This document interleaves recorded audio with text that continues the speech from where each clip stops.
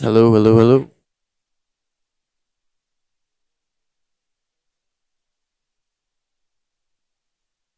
Testing one, two, three. Testing one, two, three. Hello, hello, hello, hello. Test, test. One, two, three. Test, test. One, two, three.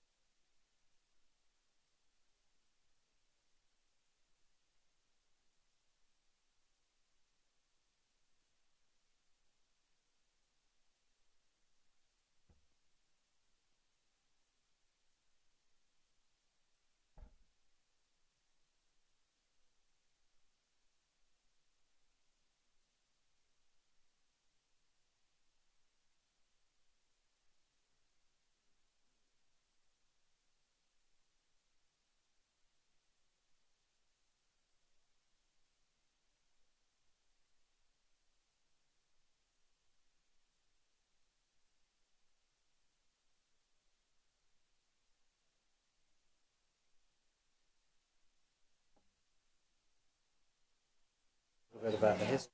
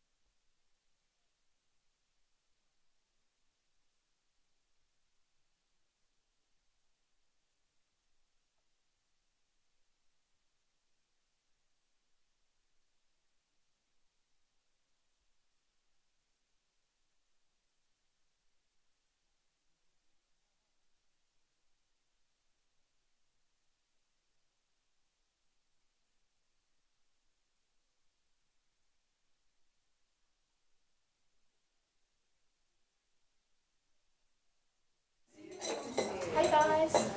Come in. Over. Hi. So many known faces. Hi, Anne. Hi, good morning, good morning. Yeah, great. Yeah, I just leave it here. What do you think of our... Oh, I think it isn't that looks fantastic? great. Yeah. Wow. Yeah, we'll take some pictures. Oh, it later. looks amazing. Do you like our design for the 20th anniversary? Isn't it beautiful? Okay, why don't you go on that side. Stan, you're getting sound, I guess.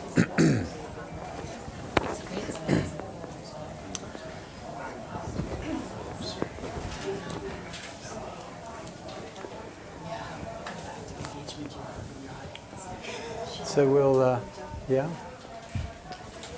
All right, well, good morning, everybody.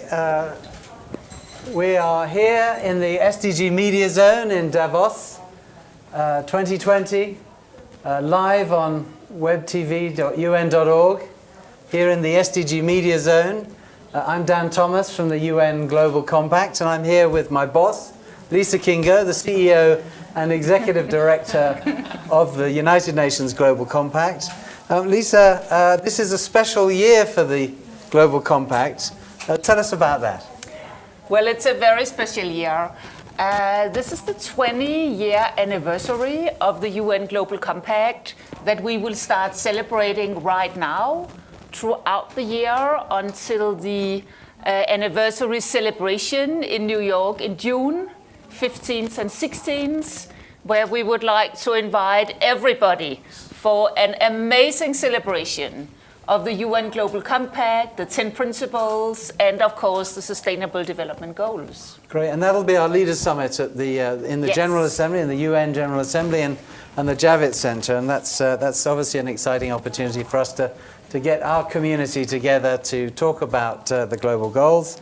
Tell us a bit about the history of the UN Global Compact and the connection with Davos. It's very interesting because exactly 20 years ago, Kofi Annan was on the program on the World Economic Forum, and he was expected to deliver a presentation, and he decided to give his presentation to the community of businesses here in Davos and to talk to them about how the UN and the business community could create a compact to give globalization a human face.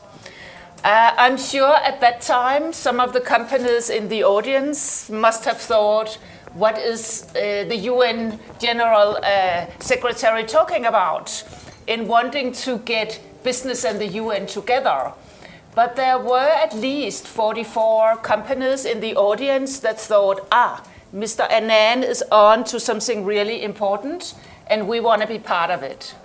So the UN Global Compact actually started here in Davos 20 years ago with 44 companies. And now we are more than 10,000 across the world, 10,000 companies, more than 3,000 organizations. So we are a true multi-stakeholder initiative. And we hope that some of the first companies and, of course, all our other participants will come and celebrate with us in New York in June. And the 10 principles is really, I suppose, the DNA of the Global Compact. That's kept us going for 20 years. And of course, now we have the Sustainable Development Goals.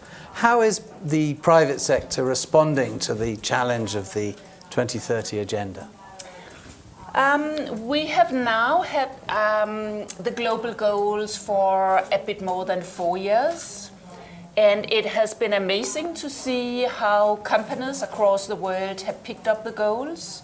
We know from our latest progress report that more than 80% of Global Compact companies are aware and taking action on the goals. So we have never seen before with any other set of UN goals that they were picked up in this powerful way by business. So I think we are in a very, very good situation in terms of engagement and better practices emerging among different companies across the world. The problem is that the global goals and the 2030 agenda is such a tall challenge for the world. The goals are very ambitious, and after 4 years, we don't really see the progress that we need. We don't see the needle move sufficiently behind each of the goals. And that's also why we come to Davos this year with a very special message of action. The decade of action, we're entering the last 10 years to achieve the goals before the deadline. What is it that we can do at the Global Compact for the next decade to really accelerate the private sector's ambition on SDG action? Well, I think we can ask companies to continue all the good work, but it needs to be more ambitious and it needs to be better integrated throughout the entire organization. And those two messages we have put together in what we call our SDG ambition that we are launching here in Davos this year, together with our two great partners, SAP and Accenture, that are two companies that each have an amazing opportunity to multiply this SDG ambition that we are now putting out there. So we are very excited, and at the UN Global Compact,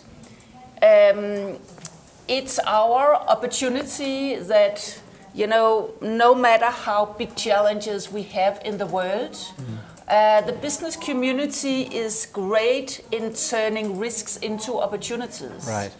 So we are offering a positive plan, a positive ambition that we would like everybody to join.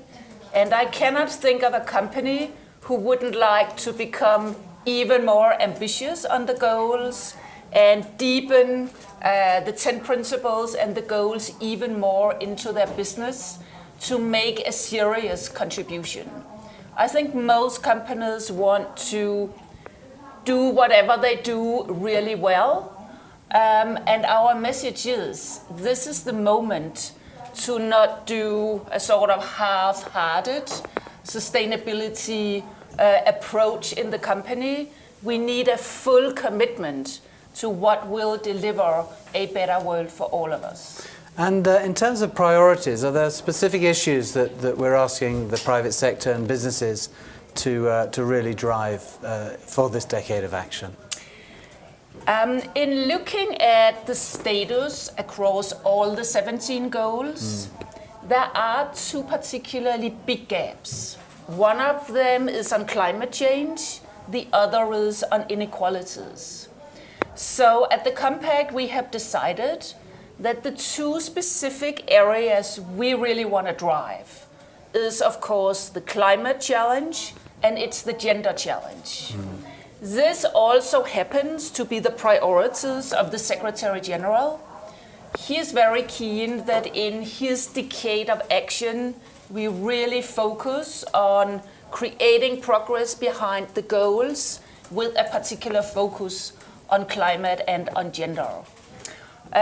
So here in Davos, besides launching the overall SDG ambition, we are also celebrating our 1.5 degrees campaign, our only future, and we are celebrating our Target Gender initiative, where we are encouraging all companies to finally make the decision that we must have 30% women in management, 30% women on all boards.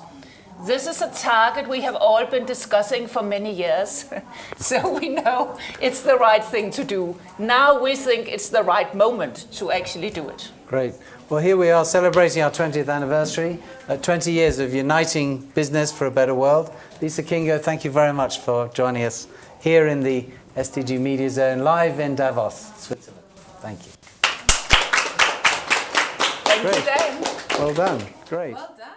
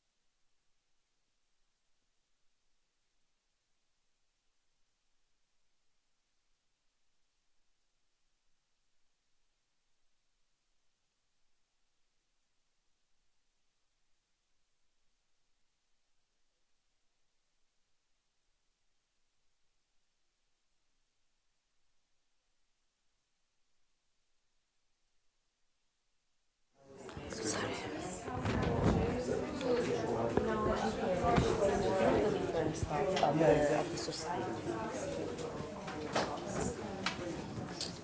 This is very casual here. Yeah. Do you use Instagram account? No. No? Okay. Is there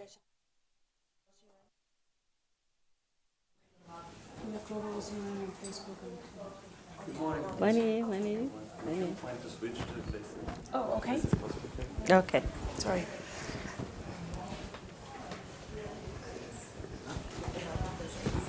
Yes, that's better.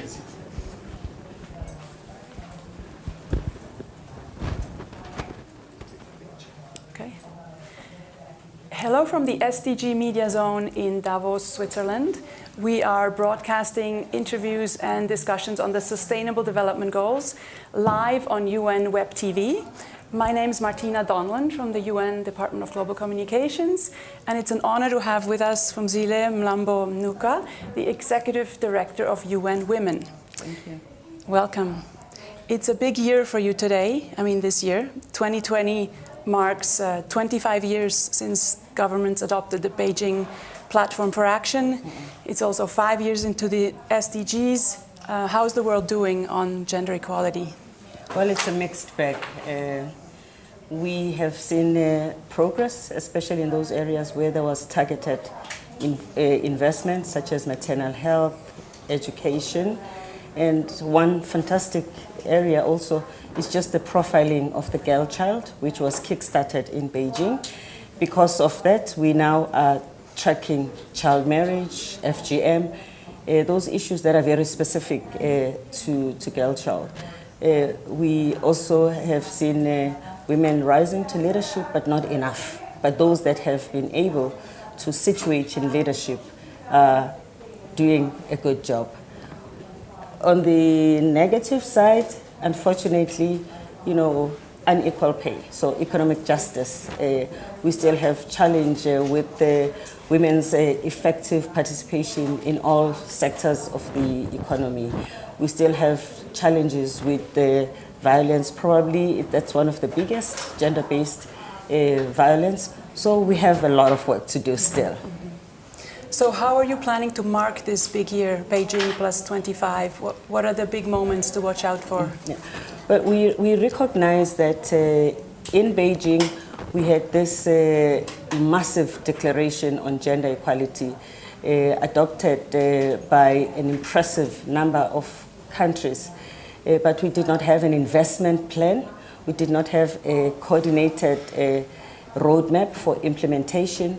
We did not target a wide range enough array of partners. And what we want to do now is to fix that, to tighten up the areas that we are working on, taking with us the lessons that we have learned in the last decade, and create action coalitions around the areas that we want to heavy lift and to cost what it would mean to bring about changes in each area. Generation equality is what we call it.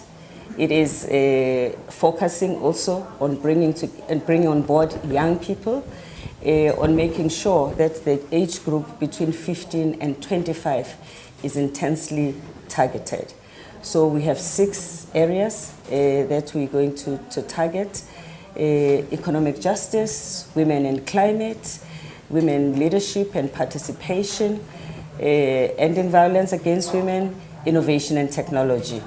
And these areas are going to be announced, I'm announcing to you, are going to be announced in Mexico with the action points under each area that is costed and the partners that are coming together to make it happen. And we'll take the discussion and the deliberations that we will have in Mexico to Paris in July. Mexico will be in May, and Paris will be in July, when we would have finalized the creation of each coalition. And after that, we should be good to go. Big plan. So can you tell us a little more about this gender equality or generation equality forum that you're convening in Mexico and in France? It's going to bring together different partners, launch new partnerships to really drive progress for gender equality. What specifically are you hoping to get out of this forum? Well, we are hoping to get implementation that is targeted. We are hoping to accelerate delivery because one of the weak points of the 25 years has been delivering on small scale and delivering slowly. What we are targeting is acceleration and scaling up, which is why we also are partnering with the private sector in order to use the methods that they use also when they scale up delivery or even product launch in a market, because we're going to need methods of distribution that reach the one that is furthest in the line so that we leave no one behind. We want to be able to also, when we address an issue, drive the problem to zero. In other words, bring closure to an issue. Because otherwise, when we say we're going to be doing it in phases and you take long, we tend to regress in the process and we lose the benefits that we have been accumulating. We also, when we're talking about something that has to be scaled up, say for instance, access to contraceptive, we need to bring zero the problem of women who do not have access to contraceptives. So it is about building of the factories, for instance, that need to manufacture. It is the pharmaceutical companies investing in the problem. It is the distribution that needs to happen within countries. It is the policies that needs to be facilitated by the Ministry of Health. It is advocacy that is needed from women in those countries who must encourage the women to access contraception. And since we're here in Davos at the World Economic Forum, can you tell us a little more about the role of the private sector specifically in these action coalitions and in driving the progress? We need the private sector for scaling up. We, for instance, just to give you an example, if you look at a company like MasterCard, who has been driving financial inclusion, was able to reach about 1 billion people, 500 million people. We want to look at how you could overlay access to finance and digital inclusion, because once you are driving access to finance, you can actually provide digital money, and in that way we actually cannot address many more women. But then you need government to facilitate the policy that will make digital finance viable and properly regulated in a country. It should be possible to have many more M-Pesa, like in Kenya. Right now it is quite disturbing that after we have seen what happened in Kenya, we have not been able to duplicate that example in many markets. So we want to bring together these different components who can actually drive this forward. If we are working on, for instance, access to health, we should be able to work with the private sector while governments is having to fix the systems and the policies that need to make health accessible. Private sector can provide the e-health and make sure that we are able to bring the services as close as possible to people. And gender equality, of course, cuts across so many of the Sustainable Development Goals. And we only have 10 years left to achieve the global goals by the 2030 deadline. So how can we make this a decade of action for gender equality and the empowerment of women and girls everywhere? Yeah.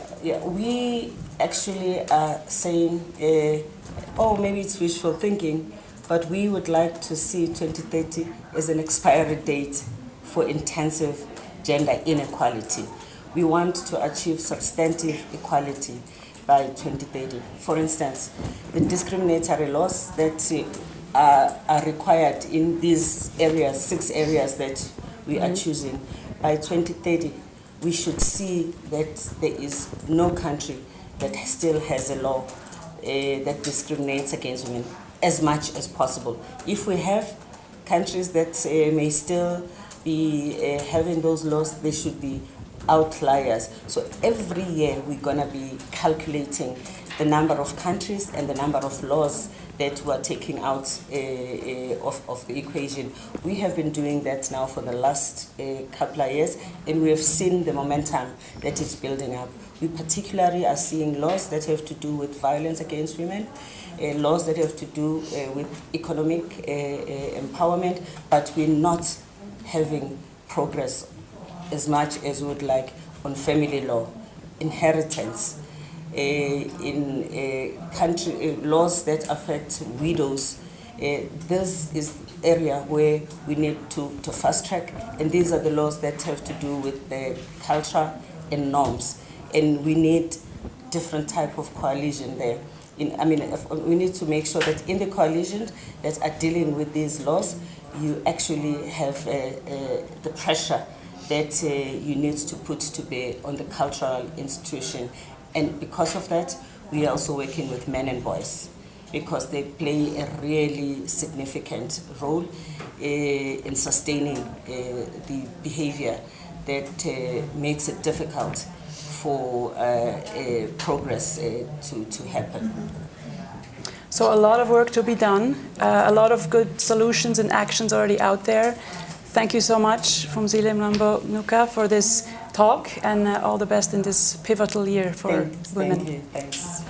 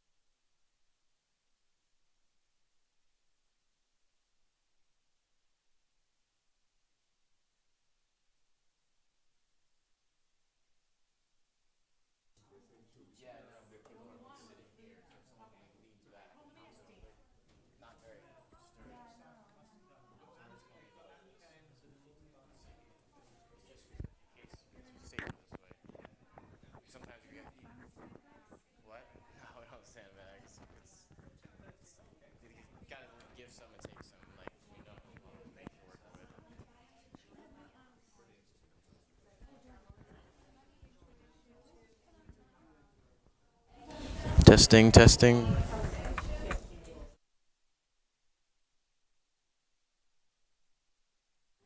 Testing, testing.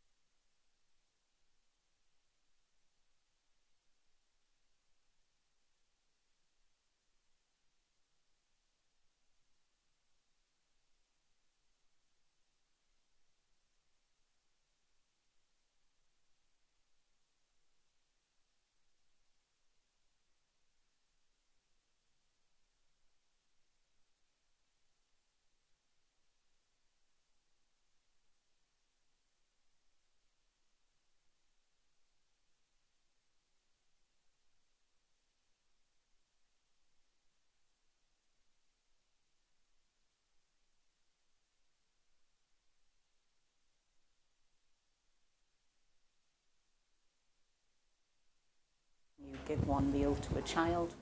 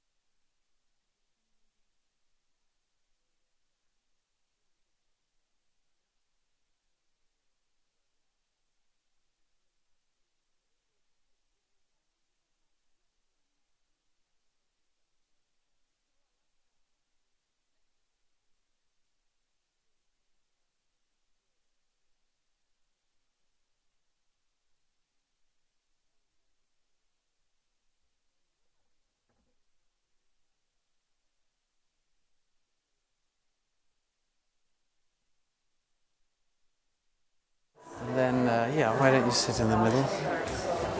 Colleen, we'll make a start, I think.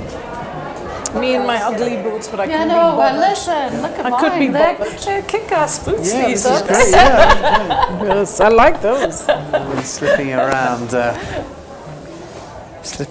town so far. All right.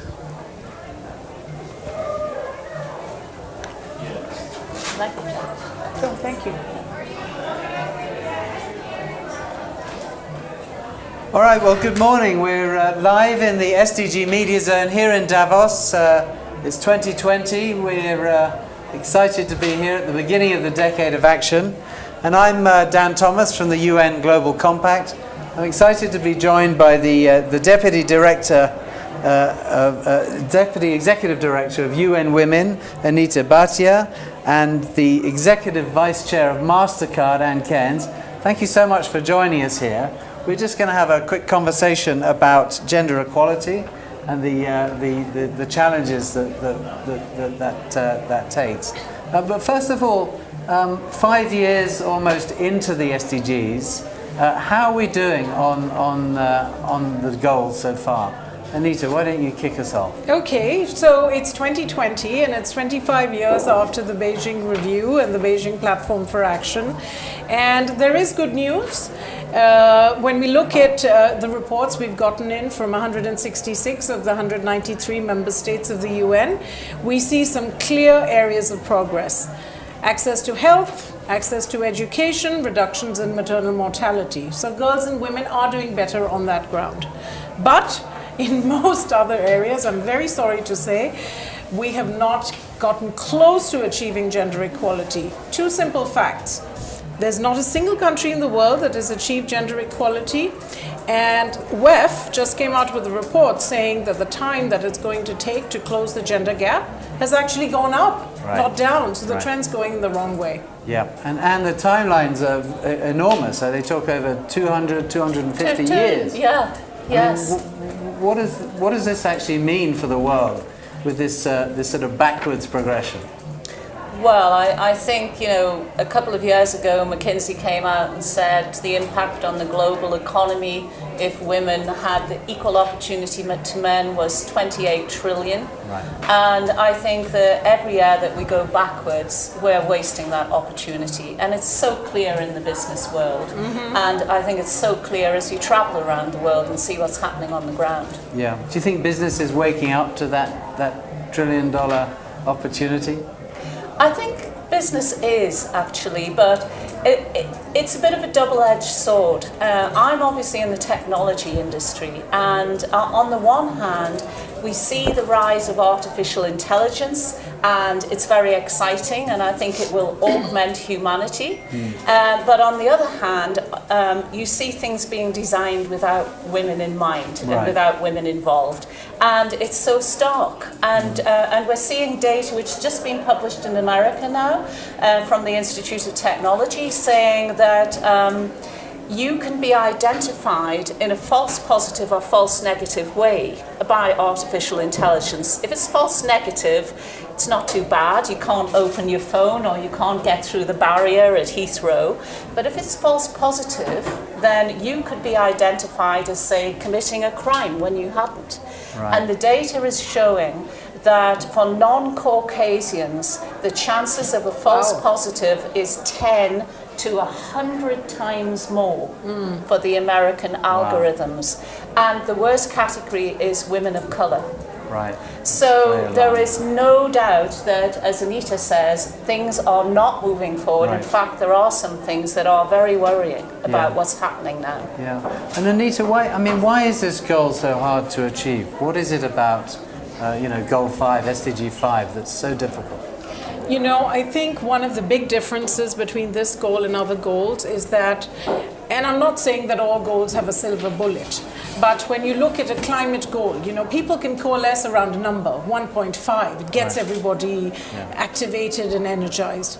The issue with gender equality is that it's complex. It covers very many issues ranging from the most basic things like bodily autonomy, sexual and reproductive rights, to issues that cover the economic sphere, empowerment, access to finance, to issues that cover social issues, freedom from violence, to issues of leadership and political participation. So if we want to achieve gender equality, we have to work on many fronts. And I've often thought about, why is this so bloody hard? And I think one of the reasons is that it goes to the fundamentals of power structures in society. I mean, societies are patriarchal societies by and large, let's face it. And nobody likes giving away power. And that's what this is about.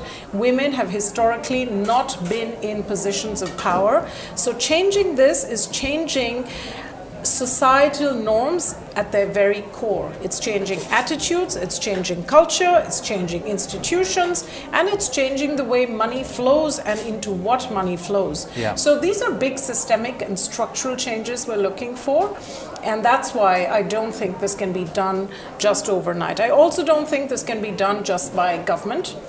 It really does require multi-stakeholder partnerships, which involve the public sector, business, civil society, international organizations. The world's got to come together. It's a universal agenda. We need men and boys. We need everybody involved. And you've worked in the private sector all your life. How is the private sector addressing this challenge? How are they rising to the occasion? Well, a number of different ways. In my company, we actually think about it in terms of what are we doing for our own people, what do we do for the market, and what do we do for society. And I think if more companies look at it that way, they'll look beyond their own walls, if you like. I think, Anita's right, it's a really complex issue. I do think that we have to have metrics and goals in specific areas. I'm actually the global co-chair of the 30% Club around the world, and we have a goal of at least 30% women on corporate boards everywhere in the world. And this is something that people can understand and relate to. Exactly.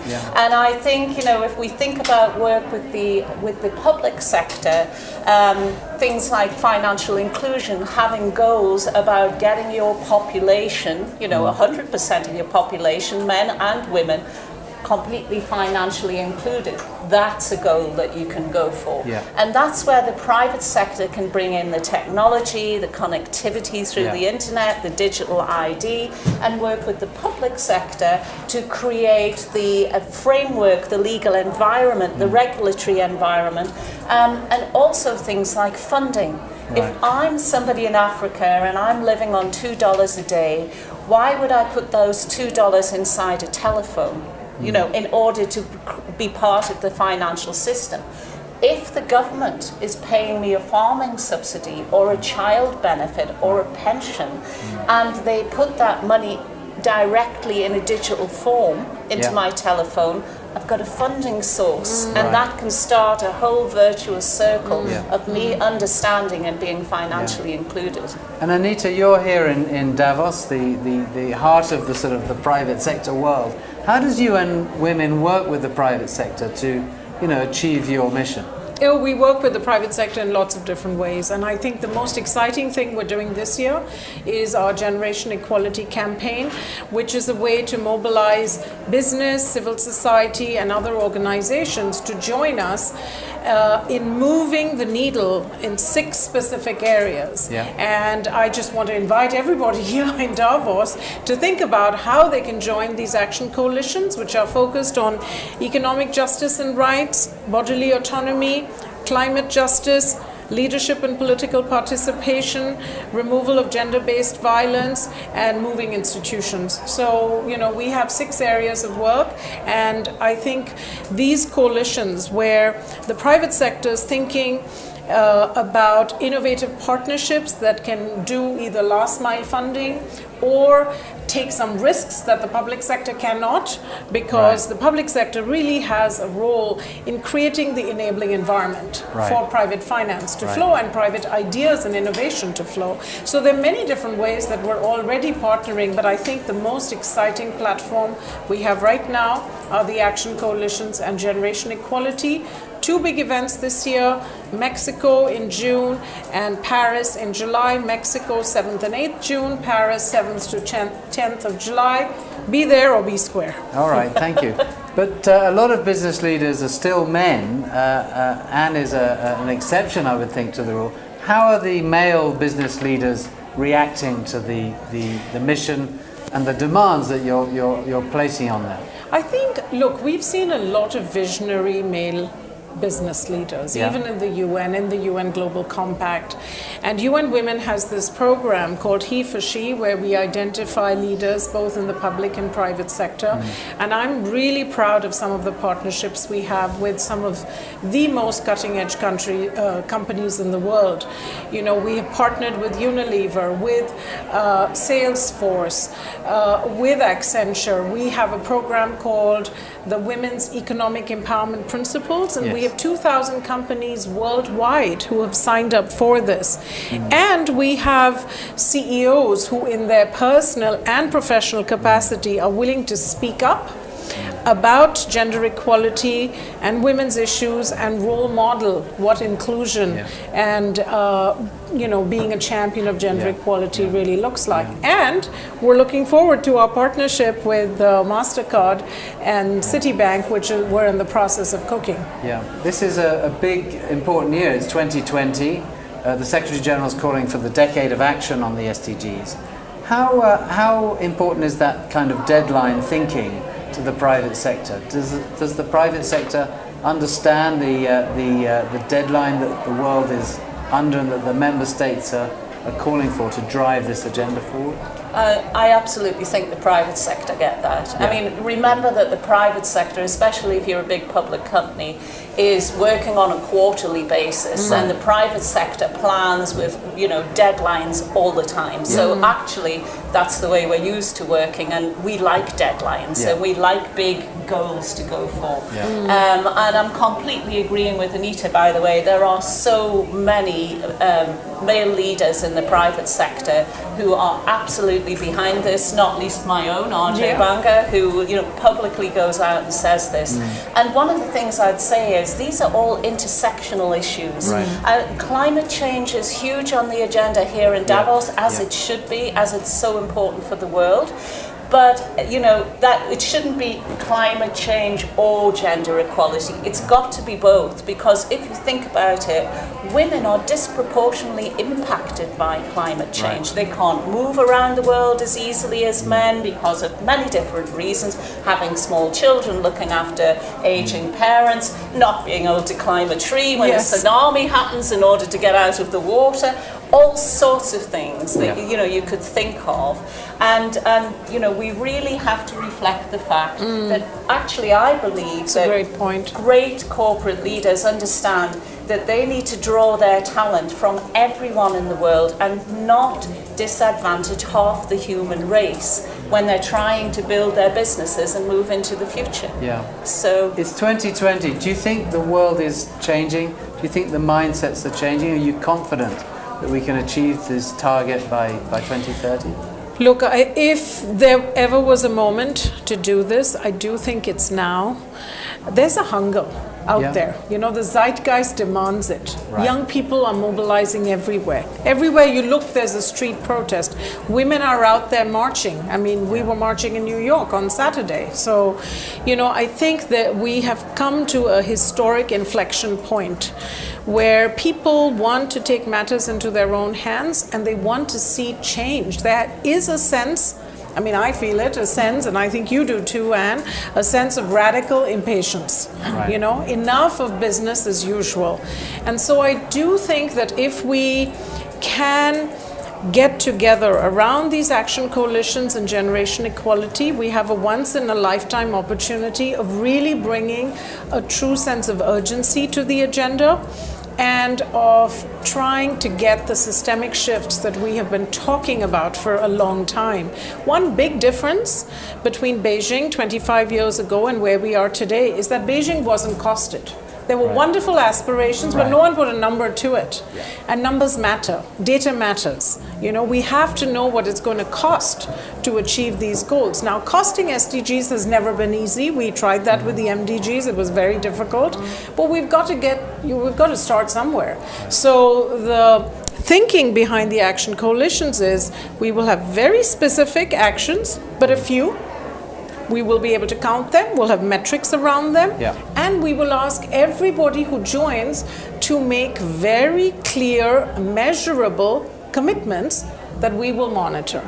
So I think with all those infrastructure pieces in place and the kind of political will that we are seeing from business and from, you know, some, not all of our member states, we can create role models who will then kind of lead the way. So we're looking for champions to really pull on the agenda so we get this push and pull effect going and everybody engaged to try to change the world. And we've got a number of milestones this year. The Commission on the Status of Women in March, Generation Equality in Mexico in May, Generation Equality in Paris in July, the General Assembly where it culminates, and that will lay the framework for the next 10 years, linking this agenda to the Decade of Action. Well, thank you. Anita Bhatia, the Deputy Executive Director of UN Women. Thank you for joining us. Thank you. Anne Cairns, the Vice Chair from MasterCard. Thank you so much for being here in the SDG Media Zone in Davos. Thank you. Wonderful. Thanks very much. Thank you. Thank you. Thanks, Dan. Thank you. Thanks, Anne. Yeah. Always a pleasure. Great.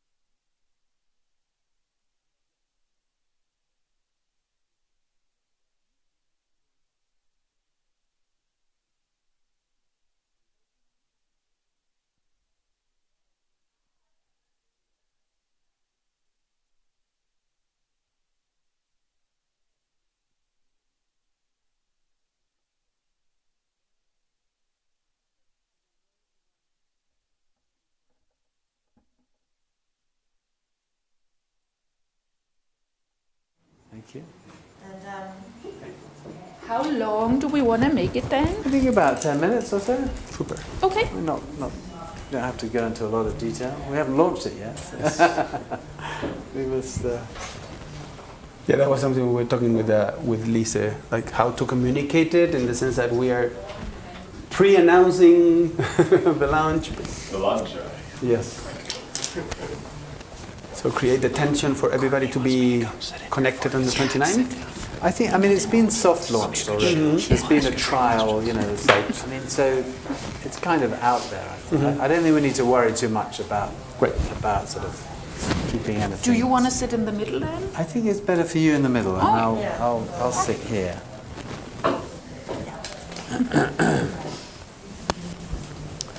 This is great.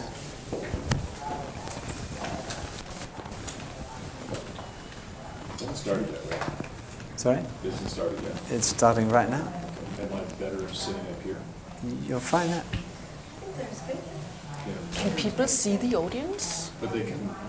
Can people see the audience? Yeah. No, we're zooming in so that it's All just going to be the panel. No, we want to see the audience as well. Yeah, we should. Yeah. This is better if I sit up here. Well, yeah. Well, there's a few people. Everybody in the front row, making like the perceptions. 2,000 people in the room. Like Donald Trump.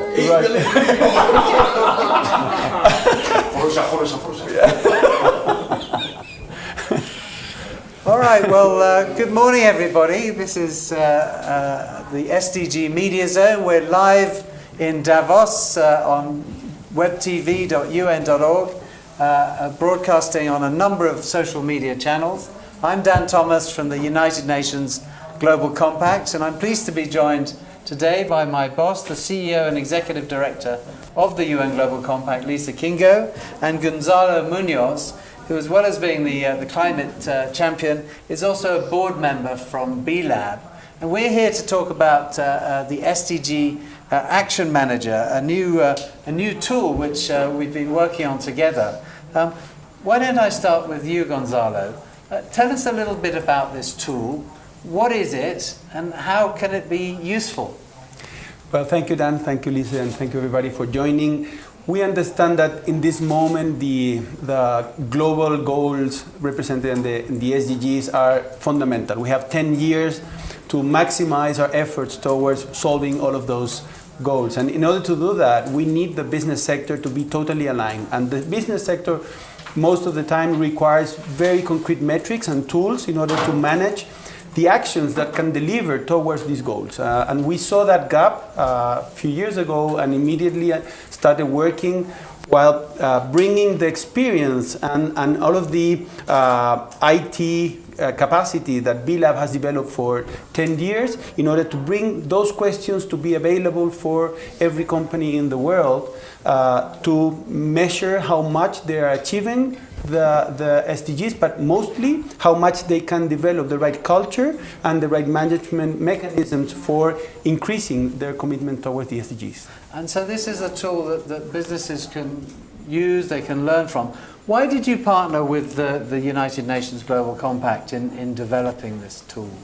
First, because we understand that we have just one common agenda, that's the SDGs, and the United Nations Global Compact has the capacity of bringing everybody together, has a great network that we saw a possibility of merging with our network of something like 70,000 companies using the B Impact Assessment that are already connected to the need of not only solving their local requirements and challenges, but also connecting to this global agenda. That's something that we saw as an opportunity worldwide, and there's no better, of course, opportunity than partnering the main network of companies achieving the Sustainable Development Goals. That's the creator of it, the United Nations and Global Lisa, Compact. why did the Global Compact partner with B-Lab on this project? We have been partners and friends for many years. The two organizations know each other really well. I think we have very much a common mindset that is anchored in universal principles and values, and in an attempt to really ask companies to be very, very thorough in the way they work with sustainability. So the B Lab impact assessment and the certification of companies that B Lab is doing is really something we admire at the UN Global Compact and feel, it's a very high standard that we would also like to see many more companies do. Yeah. On the other hand, Compact is a large initiative with many companies. We are anchored in the UN, so we are always very keen to ensure that all work with the global goals are anchored in UN principles and values. Right. So we thought that we had a really strong combination to put together. So the new SDG manager is actually based on the B Lab impact assessment tool and the 10 principles of the Global Compact. And then we have together built the methodology for companies to assess their performance on the goals. And that's actually really important because many companies today are grappling a little bit with what are my priorities, which goal should I choose? Right. And this tool will in, how should I say, a relatively easy way help companies develop a baseline, help companies see where are they strong, where are they weak, and where do they compare to other businesses in the sector. So it's a very practical tool that I think we both feel the world has been missing for a while. Absolutely. But now it's here. Yep. And the tool's available to all companies to try and engage them in this global agenda. How do you think the private sector reacts to the idea of principles being embedded in the way they're working? How do they use these UN Global Compact 10 principles? Well, I would say that this initiative is based in two things that we believe. One is that companies are already working, and there are many leaders around the world that are working towards being the best companies for the world, connected to what the world requires from them. And as Lisa mentioned, they perceive the gap on needing to measure their performance. We have seen that. So we understand that we're not only filling the gap, but creating a great opportunity for businesses to understand that the role of businesses worldwide is stop generating problems by becoming problem solvers everywhere. That's probably the root of the initial businesses worldwide. Like every company should be a problem solver. And we understand that in order to solve problems, the main problems and the main goals and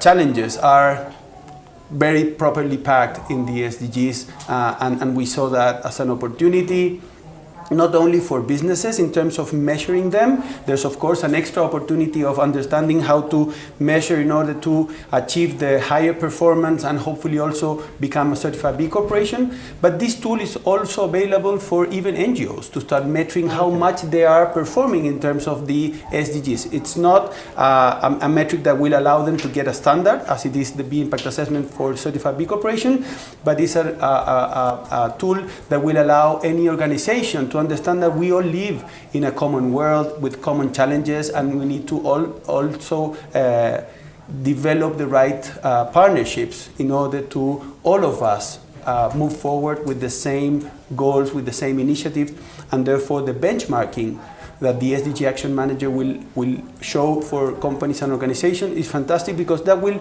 allow internally for all of them to develop their own tools in order to be increasing in time in their performance in the SDGs. Thank you.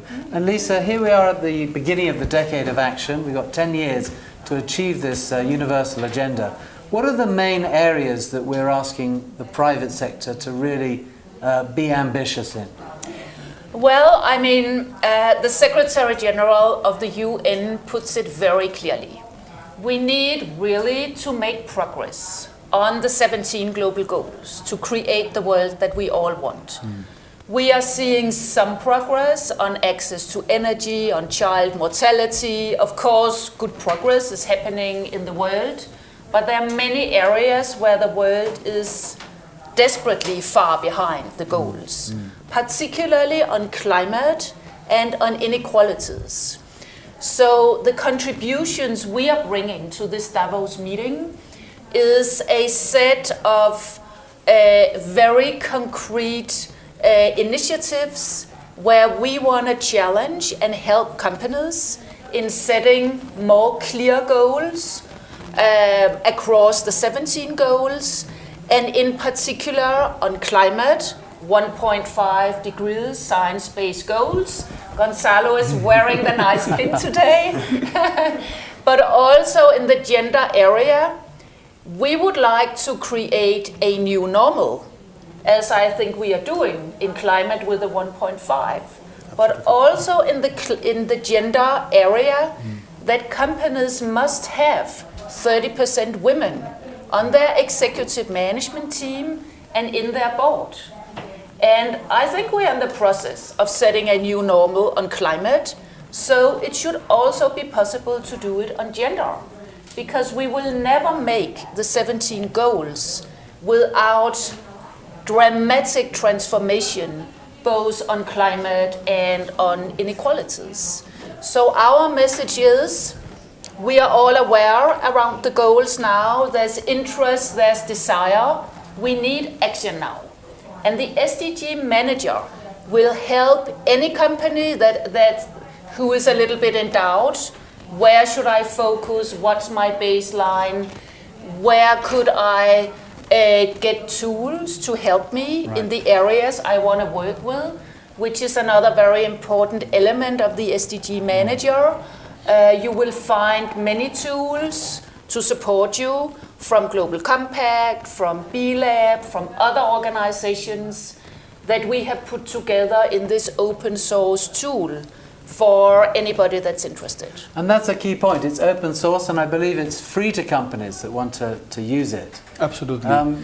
How many companies do you think will take up this tool, this SDG Action Manager tool, and to use it to improve their... Well, we definitely expect, as it's an open tool, that all of the current users of the B Impact Assessment and the members of the UN Global Compact, meaning 70,000 one side, 13,000 on the other side, should be the ones that will immediately follow this invitation, and not only follow the invitation, but also start using them in their value chains, with their clients, with their community.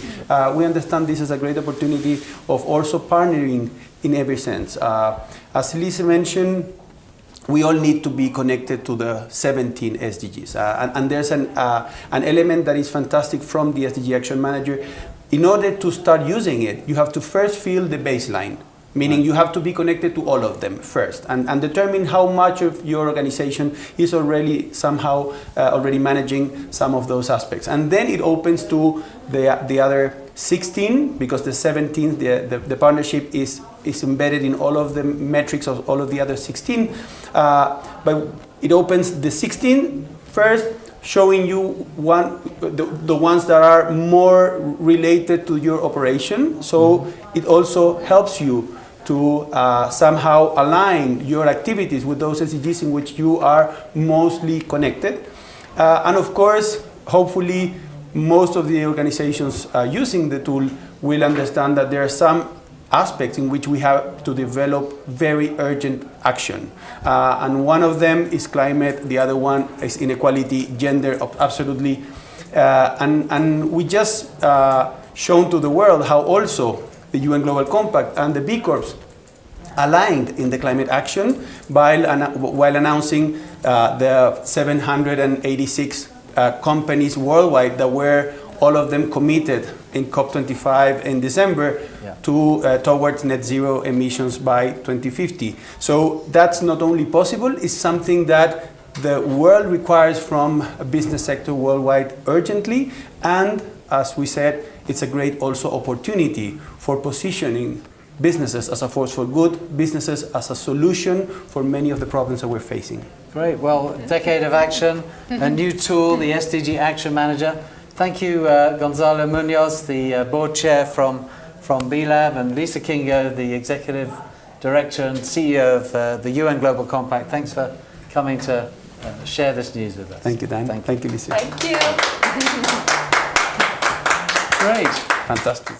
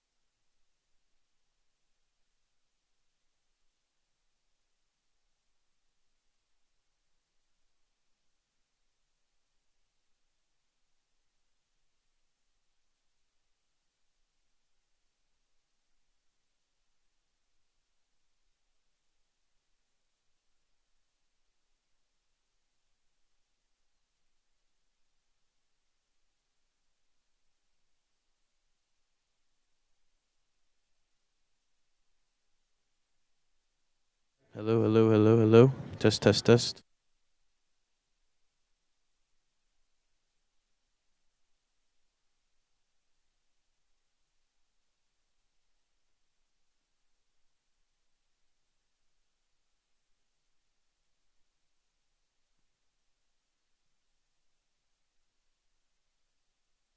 Hello, hello, hello.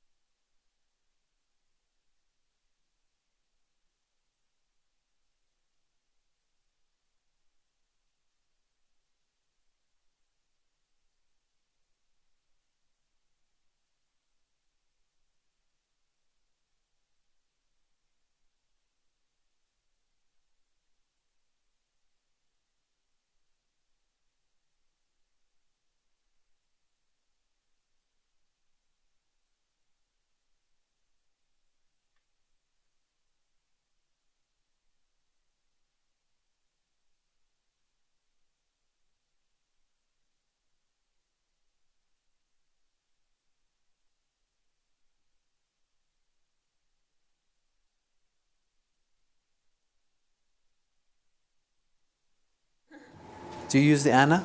Not much. Okay, well, let's say Veronica Rosati Yeah. then. Great, I'm Dan. I'm gonna talk to you, Okay, great. and we'll just have a Should we quick send? conversation. No, I think we'll sit down. And your Instagram and your Twitter are the same, right? I think I found them. Yes, Okay, I'm not great. really using Twitter, but I use a lot of Instagram. Okay, I have a perfect. big following Okay, there. wonderful. We will get an Instagram story. Yeah. Okay, great. Okay, so good morning. We're live from Davos in the SDG Media Zone. I'm Dan Thomas from the United Nations Global Compact, and I'm pleased to be joined by Anna Rosati, an actress and an activist. Yes. Good morning. Thank you for joining us. Anna Rosati. Veronica Anna Rosati. Yes. Thank you for joining us, and you'll have to use the mic. Yes. First of all, tell us a bit about how you became involved in this universal agenda, the Sustainable Development Goals. That's a great question. It really started about a year ago. It came from the heart. I was a victim of domestic violence, and after my experience, I'm an actress and a person who's famous, so I decided to use my fame to speak about domestic violence problem, which is, I believe, a subject that's been silenced and a subject that's been not really spoken about enough. Right. And I've become, in a way, a revolutionary in actually admitting that I'm a victim, and I've noticed how much there is to change about that, because the views on the domestic violence and on the victims is still, I think, very unfair, and I'm fighting against it. I see that the Me Too movement has gone very big and viral, and we know all about the Me Too movement. So it's against sexual harassment, but the domestic violence problem has been not that big, and I Right. think it's not just.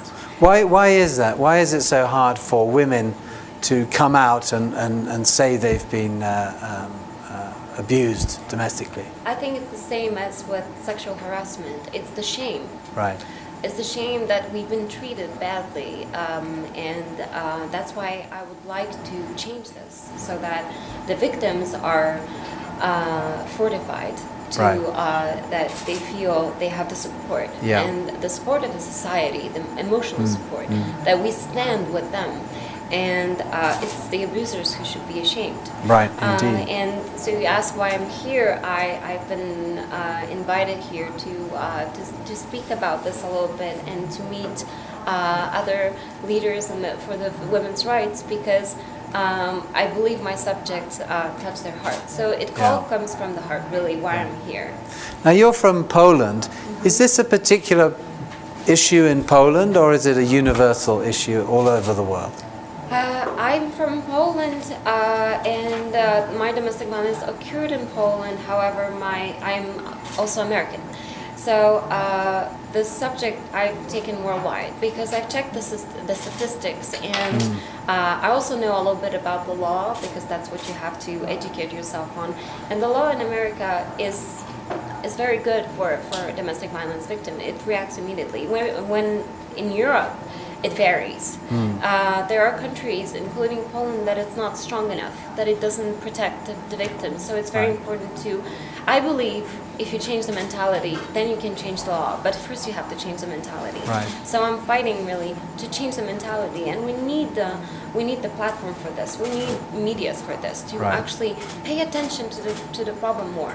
Yeah. Do you think domestic violence is well understood, where it begins and ends, or is there a grey area which is stopping people from talking about it and coming forward if they have been abused? It's a very good question, because I believe that domestic violence victims don't know for a very long time they are actually victims. Right. Domestic violence is never really about just the physical violence. It's more of that. It's the emotional violence. It's the economical violence. It's also the social violence. And it all usually goes together. So there are absolutely red flags that come along in the relationship or in a marriage or in any other relationship, because we're not only talking about relationships but at work as well. We're talking about the violence, basically, that women don't recognize. I've noticed that women don't know until they're really beaten that they're actually the victims of domestic violence. So I want to bring awareness and educate people on what domestic violence is and what you can allow other people to do to you, and what is not allowed, and what is actually breaking the law. And how have you been doing that? You're an actress. You're a well-known person. How do you raise awareness of domestic violence? It all started with the thought that I have to change the world as much as I can and use my fame for my daughter.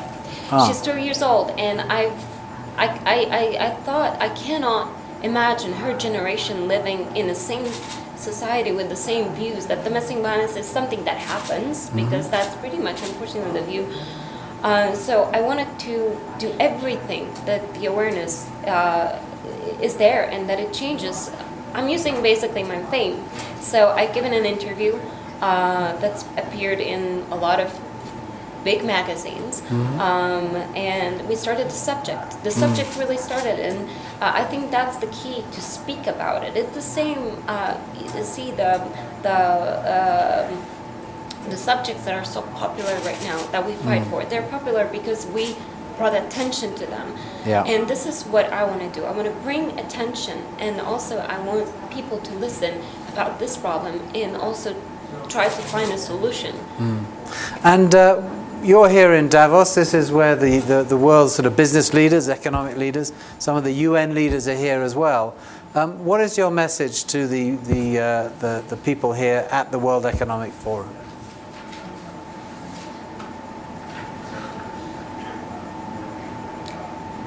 I think I'm an actress, so I will say something more from my heart than I would say maybe not something that is that would UN leaders say or anybody here, but I would say be kind to other people, because everybody has a battle and you don't know what battle they're fighting. Yeah. So I think it's just basically, it all is about tolerance. Yeah. Yeah. Well, look, thank you very much, Anna, Veronica Anna Rosati. Thank you for coming to the SDG Media Zone here in Davos to talk to us about domestic violence. Thank you. Thank you for inviting me. Great.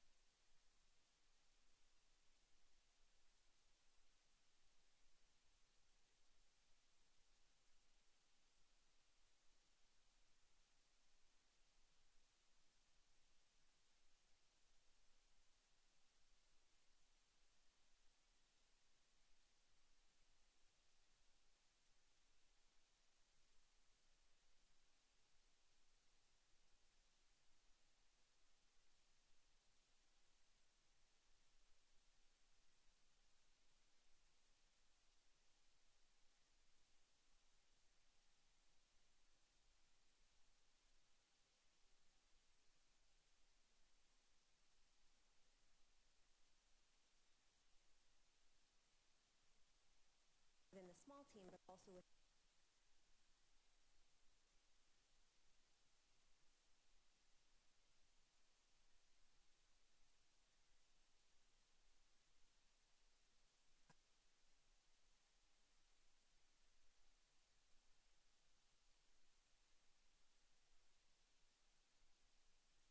business that we've put Hi. Hi.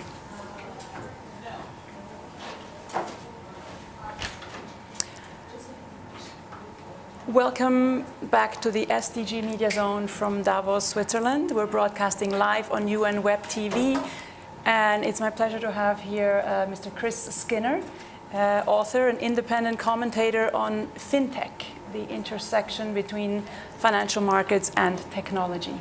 Good afternoon. Welcome. Thanks so much for being here. So, banks, how can they align their work, their corporate strategies more with the Sustainable Development Goals? How do we get that alignment so banking can really help drive progress to the SDGs? Yeah, I mean, a lot of banks have been talking about sustainable finance for a long time, as well as corporate governance and environmental impact of their investments. But they talk a lot, and it's really, can they demonstrate what they're doing? And I think the issue right now is there's no real governance oversight around sustainable finance investments and activities. So a bank can say they're doing something like investing $100 billion in renewable energy, but they might have invested $100 billion anyway because that's a growing market that's investable. So it's really saying, how can we make sure that that's aligned with moving away from things that are unsustainable to things that are more sustainable? And in the past, you've pointed out some differences between how banks are approaching this in Europe and North America and versus the developing world. Can you tell us a little more about those distinctions? Well, the developing world often comes out and says, you know, Europe and America, you've been destroying this planet with gases for over a century, and we're only just starting, so it's not fair. But equally, some of these countries are now turning that on its head. So we often think that China's a marketplace that produces a lot of plastic and a lot of damage to the planet. And yet the Chinese government has just announced that plastic bags will be banned by the end of this year, as will plastic straws and single-use plastics. So they're really taking a strong action around this area. And equally, because a lot of the businesses in China, India, Africa, South America are fairly new in terms of their deployment of technology, particularly in finance, they're doing things radically differently. So, you know, China's almost become cashless just in the last 7 years, and that therefore gets rid of a lot of paper. Everything's going digital. That's more sustainable. And if we're asking financial institutions to become more sustainable, to embrace the SDGs, how do they overcome this contradiction between the short-term profits, the strong quarterly results they have to produce, and then the more long-term horizon of the Sustainable Development Goals? How to balance those two? That's the $64 million question. It's a really difficult one, and you know, I don't know how long you've got because I could take hours on this one, but I'll keep it short, which is, you know, banks are driven by shareholder value, and therefore they can talk about stakeholder value, but to align their business and their investments and their conscientiousness and their purpose to sustainability, the SDGs, to society, is very difficult when it is that short-termism shareholder return that's driven the executive team and the whole focus of the institution. And I think what's going to happen over the next decade is that governments, because they regulate and give banks licenses, will start to say there has to be far more accountability around banks' SDG activities and how they align financially with responsibility and prove that they are delivering and not just talking. I actually met one bank recently from Australia, in fact, that now has every executive owning one of the SDG goals as part of their executive mandate, and their bonus is aligned to those goals. And I think that's what we're going to start seeing a lot more of. That's great. And then how much of this do you think is really driven by customer demand? I mean, do customers really care about SDG commitment of their banks? Historically, no. You know, there have been some ethical banks around the world, and they've gained a boutique niche, but not mainstream. Because customers, once they have a bank, tend to stay with that bank forever because it's just, you know, the place where they leave their money that they can trust. But it's interesting now when you look at Gen Z in particular and the next generations of customers, the youth, and they really are looking for purpose in the planet. And Greta Thunberg's just spoken here, a teenager who's saying that the older generations have destroyed the planet, the youth will save the planet. And I think that's what they're going to look for in not just banks and business, but in their career and in their life. They want a purpose, and to see that the businesses that they do banking with, that they work with, that they invest in, are aligned with their own ethos and outlook. And I think that will become more and more mainstream. Yeah, and we are really kicking off a decade of action for the SDGs, since we have only 10 years left to the 2030 deadline, and everyone has a part to play, including banks. So can you just wrap it up and tell us what exactly can banks do to help us achieve the SDGs, and how can they transform banking so that it is in line with SDGs and helps us achieve those goals? Well, I think we're seeing a lot of that activity already happening. So, for example, the no poverty goal is already being delivered by technology and digital reach. Because if you look at, for example, India, then it's gone from 35% banked in 2012 to 80% banked in 2018. Just in 6 years, everyone in India is getting a bank account because they have digital mobile wallets. We're seeing the same across the world. At the start of this decade, 2.8 billion people were unbanked. At the end of the decade, 1.8 billion. So 1 billion people have been banked around the world because of digital reach, because you can serve people digitally for almost no cost. And we're seeing that becoming more and more of a main activity. In China, for example, WeBank's gained 200 million customers in 5 years, and the cost of serving those customers is less than $0.50 each because of it's all automated. And that's what I think is going to be an interesting area to watch. The other really interesting area to watch that I spend a lot of time on is peace, justice and strong institutions. And goal 16.9 is about a legal identity for every person on earth, because a third of people on earth don't actually have any recognition that they've been born because it's not recorded. And again, using mobile apps and technologies and shared databases through cloud, we're seeing a lot of focus by 2030 of having everybody recorded with a legal identity. And once you have a legal identity, you can do finance, you can do banking, you can travel across borders because you're recognized as being a human being. We need to see much more of that. Fascinating to hear about the role of banks in all of these goals. So thank you so much. Thank you. Skinner. Thanks a lot. We'll do a quick picture. Picture. Okay.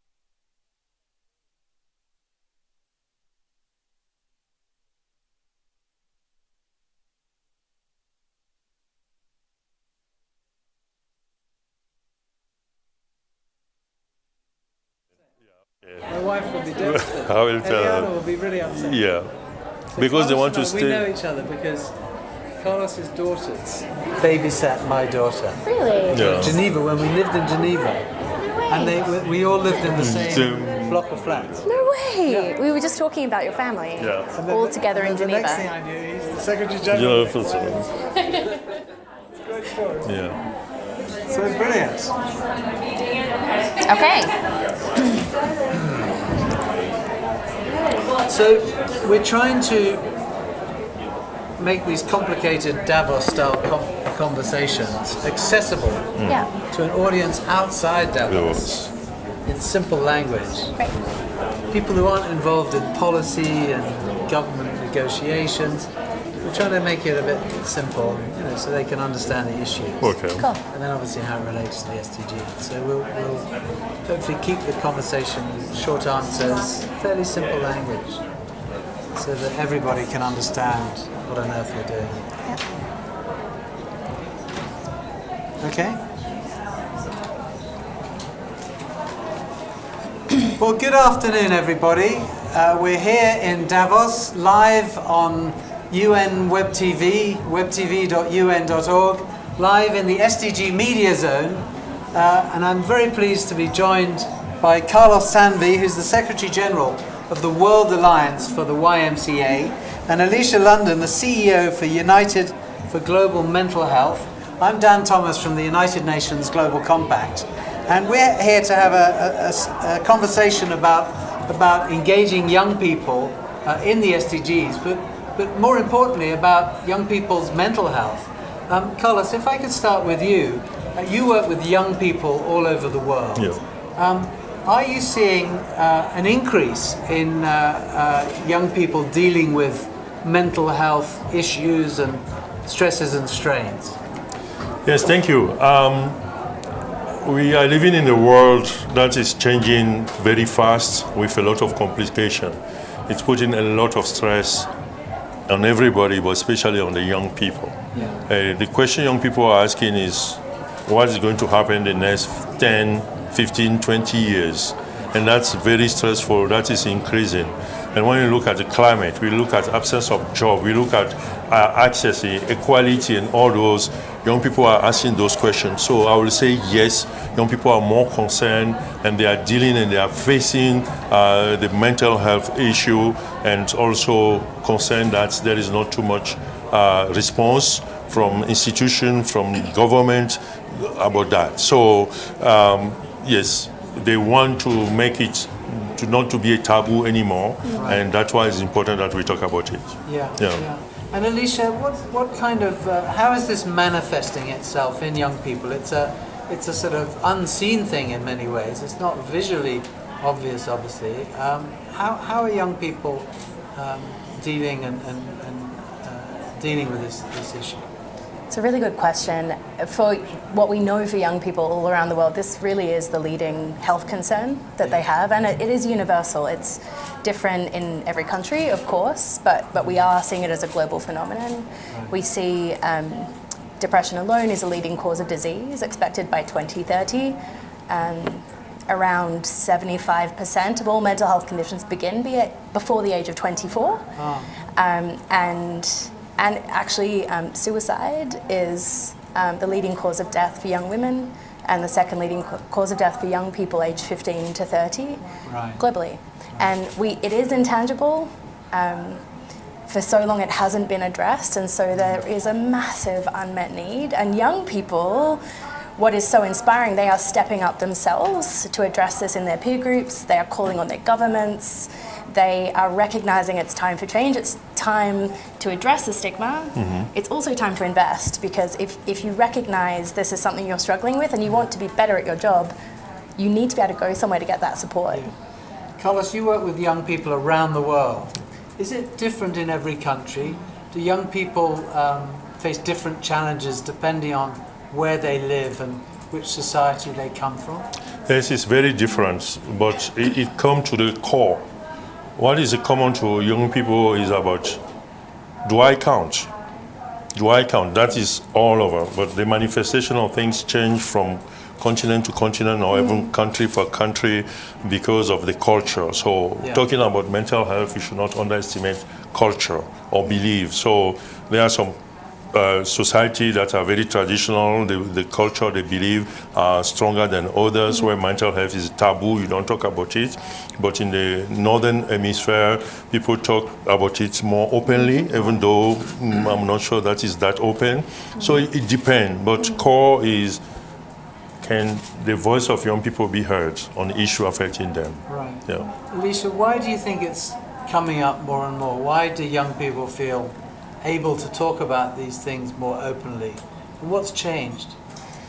I think more and more are being affected, and so as that grows, more and more will speak out. I think also we do have great leadership organisations like the YMCA, high-profile individuals, the Duke and Duchess of Cambridge, and the others. United Nations. United Nations, who are starting to speak, and so when you have leadership and people in their own lives, you're seeing a coming together of a movement like we haven't seen before. Right.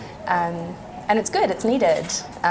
And for so often, I think this conversation around mental health has lived in a research community for decades, understanding this, and it's now coming into the public consciousness. Yeah. Carlos, you formed a partnership with the United for Global Health. Why did you choose Alicia's organisation to partner? And how are you hoping to address this global issue with Alicia's organisation? You know, the mental health issue is bigger than any of one can address. No one, not even the United States government or United Nations, not a single organization can address that. It's only through collaboration that we can address it. We come with different facets. So we are strong on mobilizing young people. We are strong in having our space available.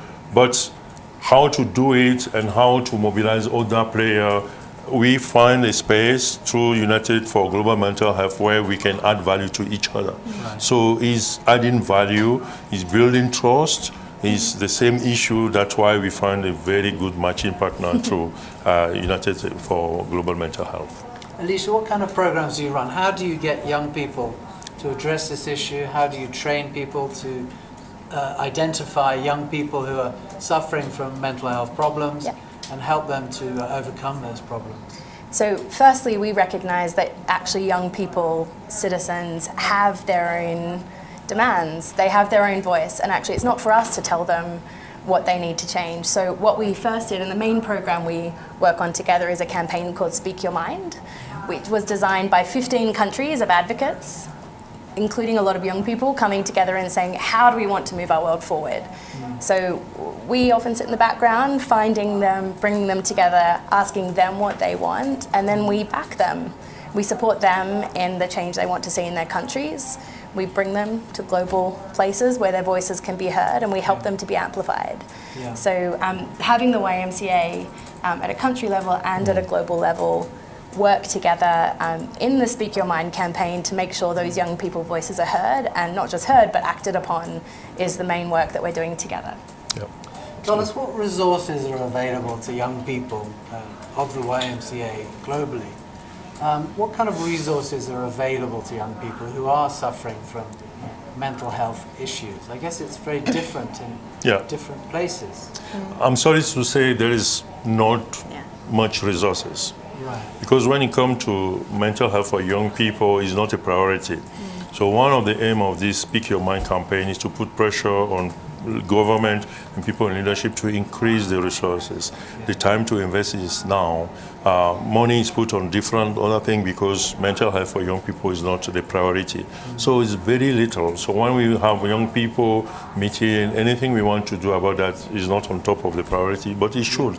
Because all the Sustainable Development Goal, if you don't have a young people with a good mental health, how can they work on poverty or have access to job? If you are suffering of dementia, of schizophrenia, you cannot go to job, you cannot do anything. Right. So it's common. How do we put our emphasis on that is what we are doing through this campaign.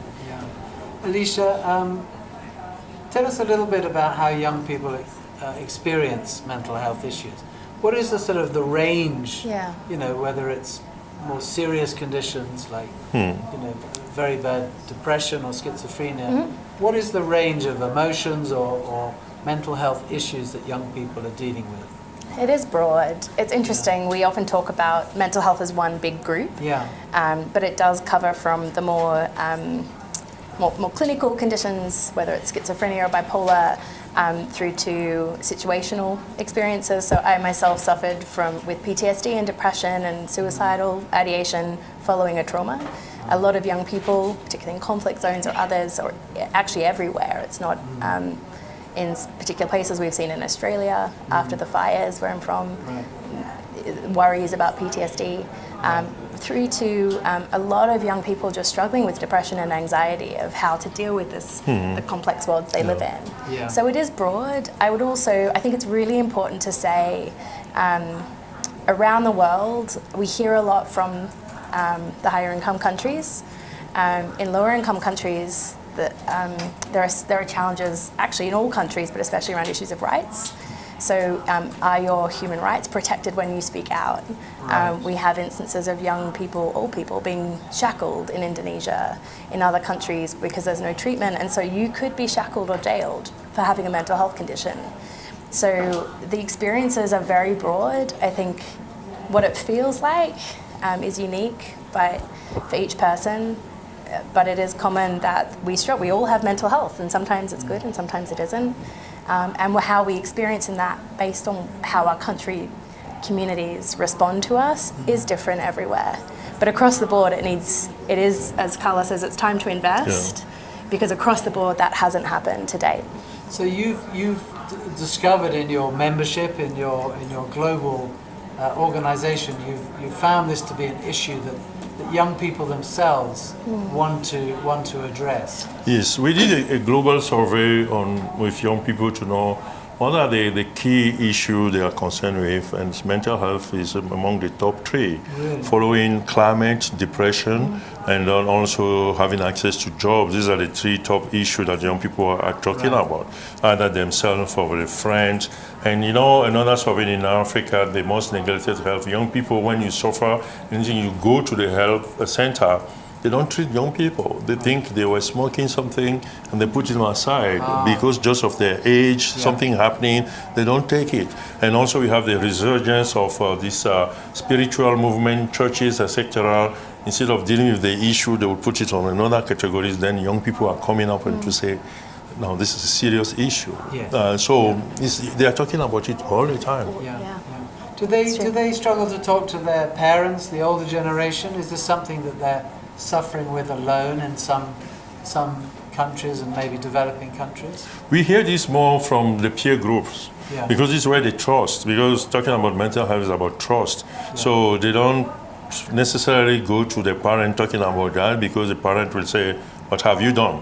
Or you did something wrong. That's why it is. But among their peers, so that's why we are training some peer educator or early sign warning to know how do you deal with that, have a support group. It's just a beginning. We want to do more. We want to use more our space to be a space where young people feel freer to talk about those issues and to refer to other people who can help them. Great. So Carla Sanvi, the Secretary General of the YMCA, thank you for joining us. Thank you. Alicia London from United for Global Mental Health, thank you so much for coming to the SDG Media Zone here in Davos to talk to us about young people and mental health. Thank you. Thank you. Thank you. Well done. Thank you. Thank you. So we might just take a couple of pictures and then we'll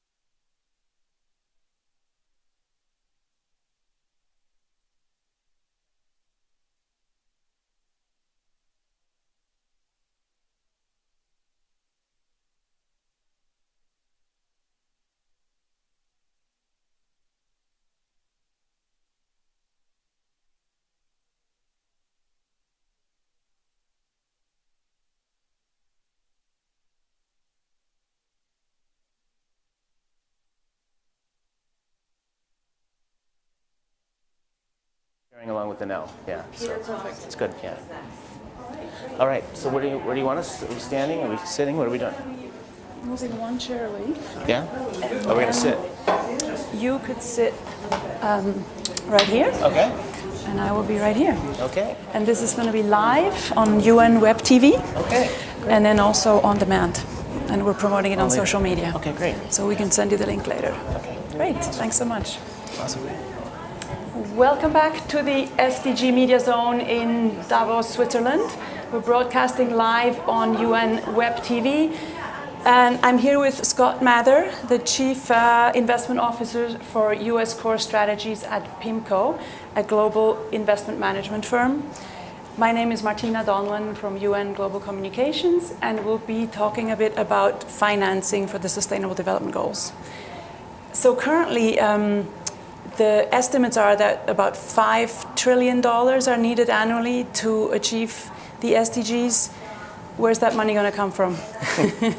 Indeed, it's a large number, but the money's there. I mean, certainly when you look at the size of the global economy, when you look at the size of the investable universe, it's definitely there. I mean, a lot of people aren't aware that the bond market alone in the world is estimated to be $20 trillion, right? So there's a tremendous amount of capital out there, and some people talk about a surplus of global savings in the world, right? So it would seem to us that the missing link is finding those commercially viable projects for the private sector that they can invest in, and we think that there'll be a lot more focus. We see it beginning to happen. Obviously, there's almost $1 trillion in green bonds, for instance, outstanding at this moment in time. It keeps growing at a double-digit pace. So that's an example of, we think, the type of financial market innovation that can bring in a lot more capital and really get those numbers up. And of course, the private sector can't do it alone. We also do need to partner with the public sector, and that's another important part of it. So we're looking at ways to do that sort of blended financing and work with the public sector to really lever public sector dollars. That's another opportunity. And is there actually profit to be made in investing in sustainable development goals, or is it purely charitable? Good question. I think people often think that it has to be one or the other. And we know strongly, we feel strongly, many others see the opportunities. In a lot of ways, we describe it as sort of the biggest business opportunity probably for the next several decades relative to what we've had in the past 100 years. It could be the biggest risk too. So what we see is there's a rapid pace of change. And of course, for businesses that can be frightening, and some obviously mistakes will be made. That's part of investing, but it's definitely our feeling that it doesn't have to be one or the other. There's plenty of room on the spectrum for high impact, sustainable investments, everything from, as you said, charitable, all the way to for profit. And what specifically can corporations or corporate finance do to really align themselves with the sustainability principles and really help drive progress towards the SDGs? Well, there's many things that we think they can do. I mean, one, when you look at most big businesses, actually big international businesses, they're already doing things to address a sustainable opportunity from the business side or a risk that can be minimized. But what they're not doing necessarily is always describing that, talking about it, and really then focusing on it. So we think there's a lot that can be done there in terms of just explaining what the opportunity set is. A big part of that, and a missing link for us, has been that lots of times the CFO and that part of the business that really dedicates the capital isn't well connected to some of the people who are maybe even in the sustainability side of their business are really doing a good job analyzing that opportunity set. So there's been a bit of a disconnect there. So we think one of the things that we can help with and that we're excited about is the ability to get the corporate finance departments really linked to this opportunity set, to understand how the world is changing, how it can make good business sense, to focus on those opportunities, and new ways, importantly, to finance those. I mean, you've seen this growth. I talked about green bonds for a minute, but you've seen a growth in, I would call, sustainability bonds and sustainability loans and finance. And we think that we've only scratched the surface of what can be achieved there. So a big part of that, we think, will come from corporate finance departments really understanding these opportunities and seeing how they can link to a new financial market innovation.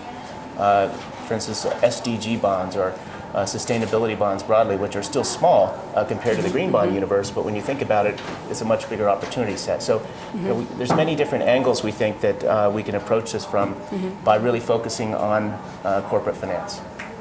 You mentioned the CFOs, and PIMCO is actually co-chairing the CFO task force convened by the UN Global Compact to drive this sustainability agenda. Can you tell us a little more about that network of CFOs?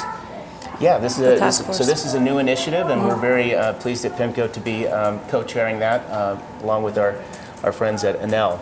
And the idea is here to really set up a task force, link in as many CFOs as we can. We have the objective of linking several hundred throughout the next couple of years, and focusing on many different things. But number one, develop a set of principles and sort of a guidebook in terms of how corporate finance departments can link to sustainability goals and opportunities. And so we think that what's been missing is that involvement and that ability to interact with one another, learn from one another, and see how other people are doing it. And so that's first on our agenda, to develop those principles and sort of that guidebook. Great. And do you think investors themselves are changing the way they think about investing? Is sustainability, is it out there front and center? It's front and center, and it's very real. I describe it as on the investor side, on the professional investor side, it's really it's a mega trend, is how I describe it, because we see the year-on-year growth in interest and opportunity, and for as far as the eye can see, for a whole bunch of reasons. We think that both institutional investors and retail investors want to align their investments in a more sustainable way. So this is not something that's just a fad and going away. It's quite the opposite. It's one of the biggest trends you'll see in financial markets for the next several years. Now we have just 10 years left to achieve the SDGs by the 2030 target date. So we need a real decade of action. How do we make this a decade of action for financing? Well, it's we're calling what we're doing with the CFO initiative the action platform. So it's a part of it, right? Is really understanding the need to get moving. But more and more, like I said, if you looked at the year-on-year change in financial markets and just look at what people are writing about and talking about, it's really amazing. So while 10 years is a short amount of time, if we keep on this curve of exponential change and increase in both investor interest and corporate interest, I think people will be surprised at what can be achieved in a few short years. Great. Thank you so much, Scott Mather from PIMCO. Thanks a lot. Thank you. I'll take a quick picture.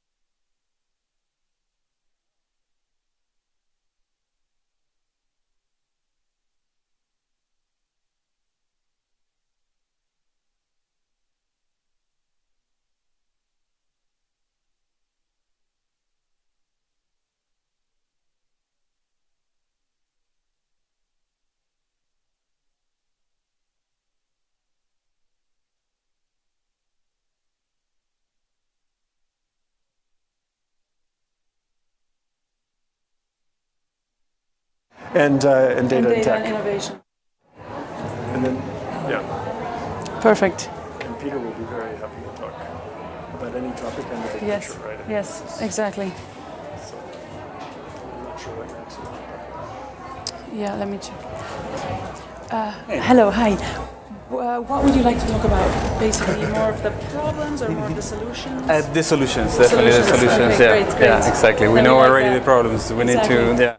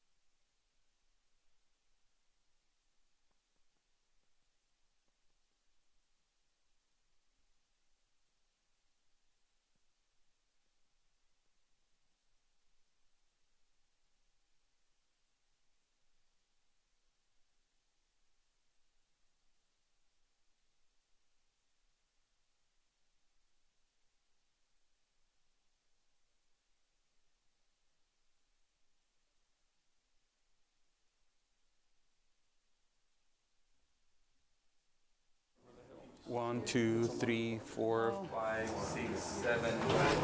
Testing, testing. Okay.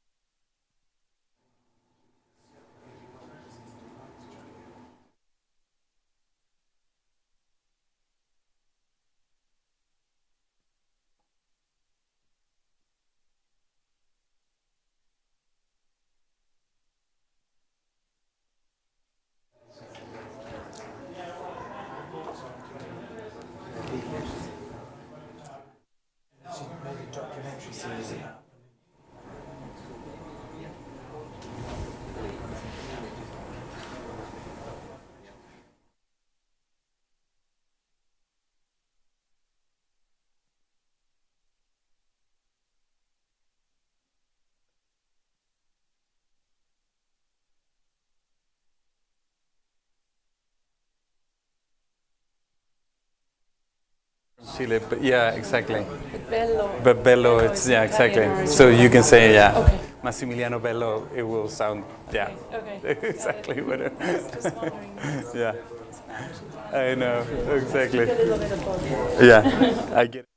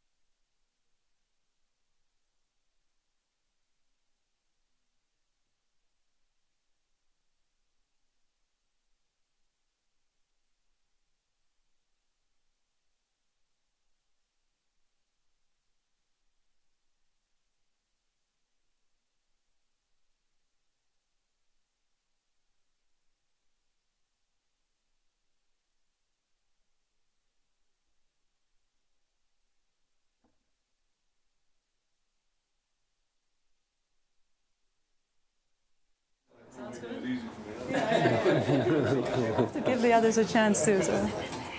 Yeah, you've got the technical guys on the left. Right. Okay, hello from the SDG Media Zone. We're broadcasting live from Davos, Switzerland on Web TV. Welcome everybody. We have a panel here to talk about the ocean. Why is the ocean so critical for life on Earth? How is it under threat? How can we protect the ocean? We have Peter Thompson, the UN Secretary General's Special Envoy for the Ocean, Massimiliano Bello, International Ocean Policy Expert and Executive Advisor for Mission Blue, and Jim Leap, Co-Director of the Center for Ocean Solutions. So 5 years into the Sustainable Development Goals, 10 years left to go. Peter Thompson, how is the ocean doing right now? Look, I don't want to pretend it's all good news. The ocean's health is in deep trouble. Everybody should know that. That's very much in sync with what the Secretary General said at the Blue COP in Madrid last month, where he said that we, humanity, are knowingly destroying the life support systems of our planet. And that applies to the ocean as well. Read the IPCC Ocean and Cryosphere report, read the IPBES report, and read the IPCC report on the difference between 1.5 and 2 degrees. And there's just no denying it. We are destroying our life support system. So the ocean is part of that. In fact, the ocean is the most important part of that. Most life is in the ocean. And therefore, that's why we're trying to bring this attention to the ocean's problems, because it affects every single human being on this earth. Our fates may be intimately linked with the fate of coral. And if you read the IPCC 1.5 report, it says that coral is basically all dead once we cross the dreaded line of 2 degrees. And we're currently heading towards 3.5 degrees. So this is why we're trying to bring as much attention as we can to the need for ocean action. I don't want to hog the limelight here, but just let me say, you asked me how we are tracking on this. The UN Ocean Conference, of course, is coming up on 2nd and 6th of June to implement the to help support the implementation of SDG 14. 4 of SDG 14's targets mature in 2020. So we're right on the cusp of delivering here.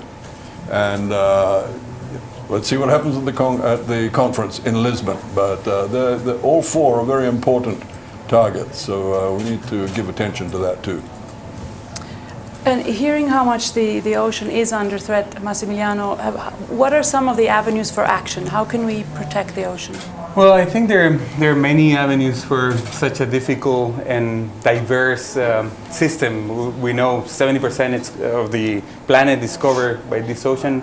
However, we've been procrastinating to do something about it. Just this last COP on climate change had a new text that include now the oceans into the conference for you to see how actually difficult, how behind we are. But we have some good news too. I think having people like Peter also pushing very hard around the world and calling the attention for doing something, I think is helping tremendously. Marine protected areas is one of the things that we've been focusing at the organization, Mission Blue, and other organizations as well.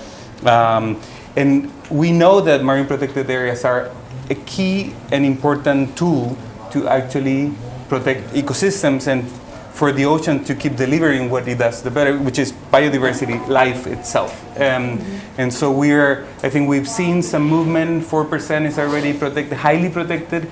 Around 7% it is protected. We're getting to the 10% of protection in the CBD, and we have news about more countries joining 30 by 30, which means 30% of protection for 2030. And this is on the road. I mean, it's 30% of this 100%, which has been overexploited in many cases. But I think we're seeing good news, at least on marine protected areas.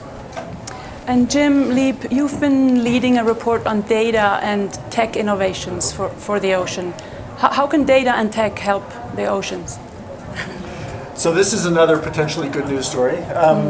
So with colleagues, I'm based at Stanford University, and colleagues at Stanford and around the world, we have put together a report on data and technology innovation for the oceans. And it starts from a fundamentally important realization, which is that for all of human history, we've had very little idea of what was happening in the ocean or even on the surface.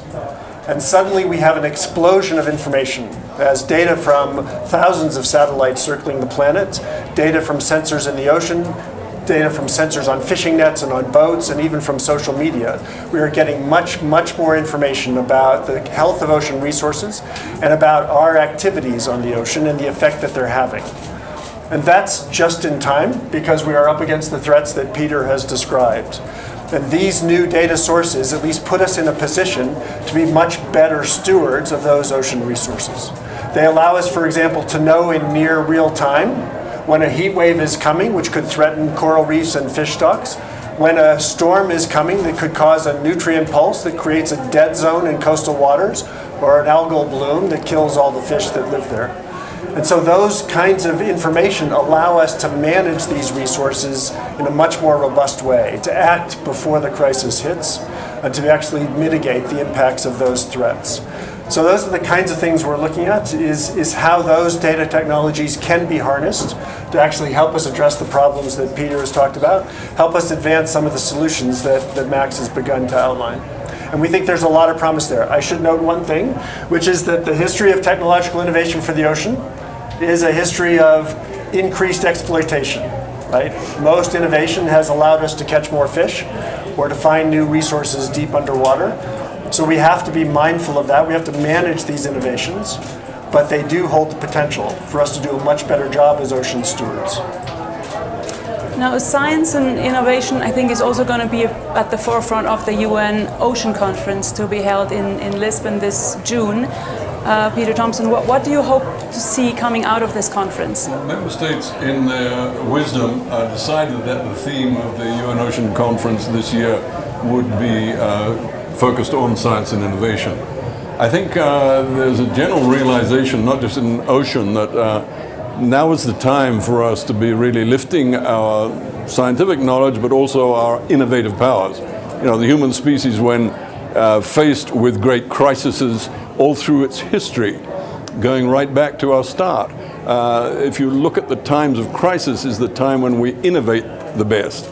That's often in wartime, of course. You think of development of radar and rockets and that sort of thing. So why in our moment of greatest crisis, which is the 21st century climate change crisis, would we not be innovating to our highest potential? So I think the member states have been very wise in giving that theme.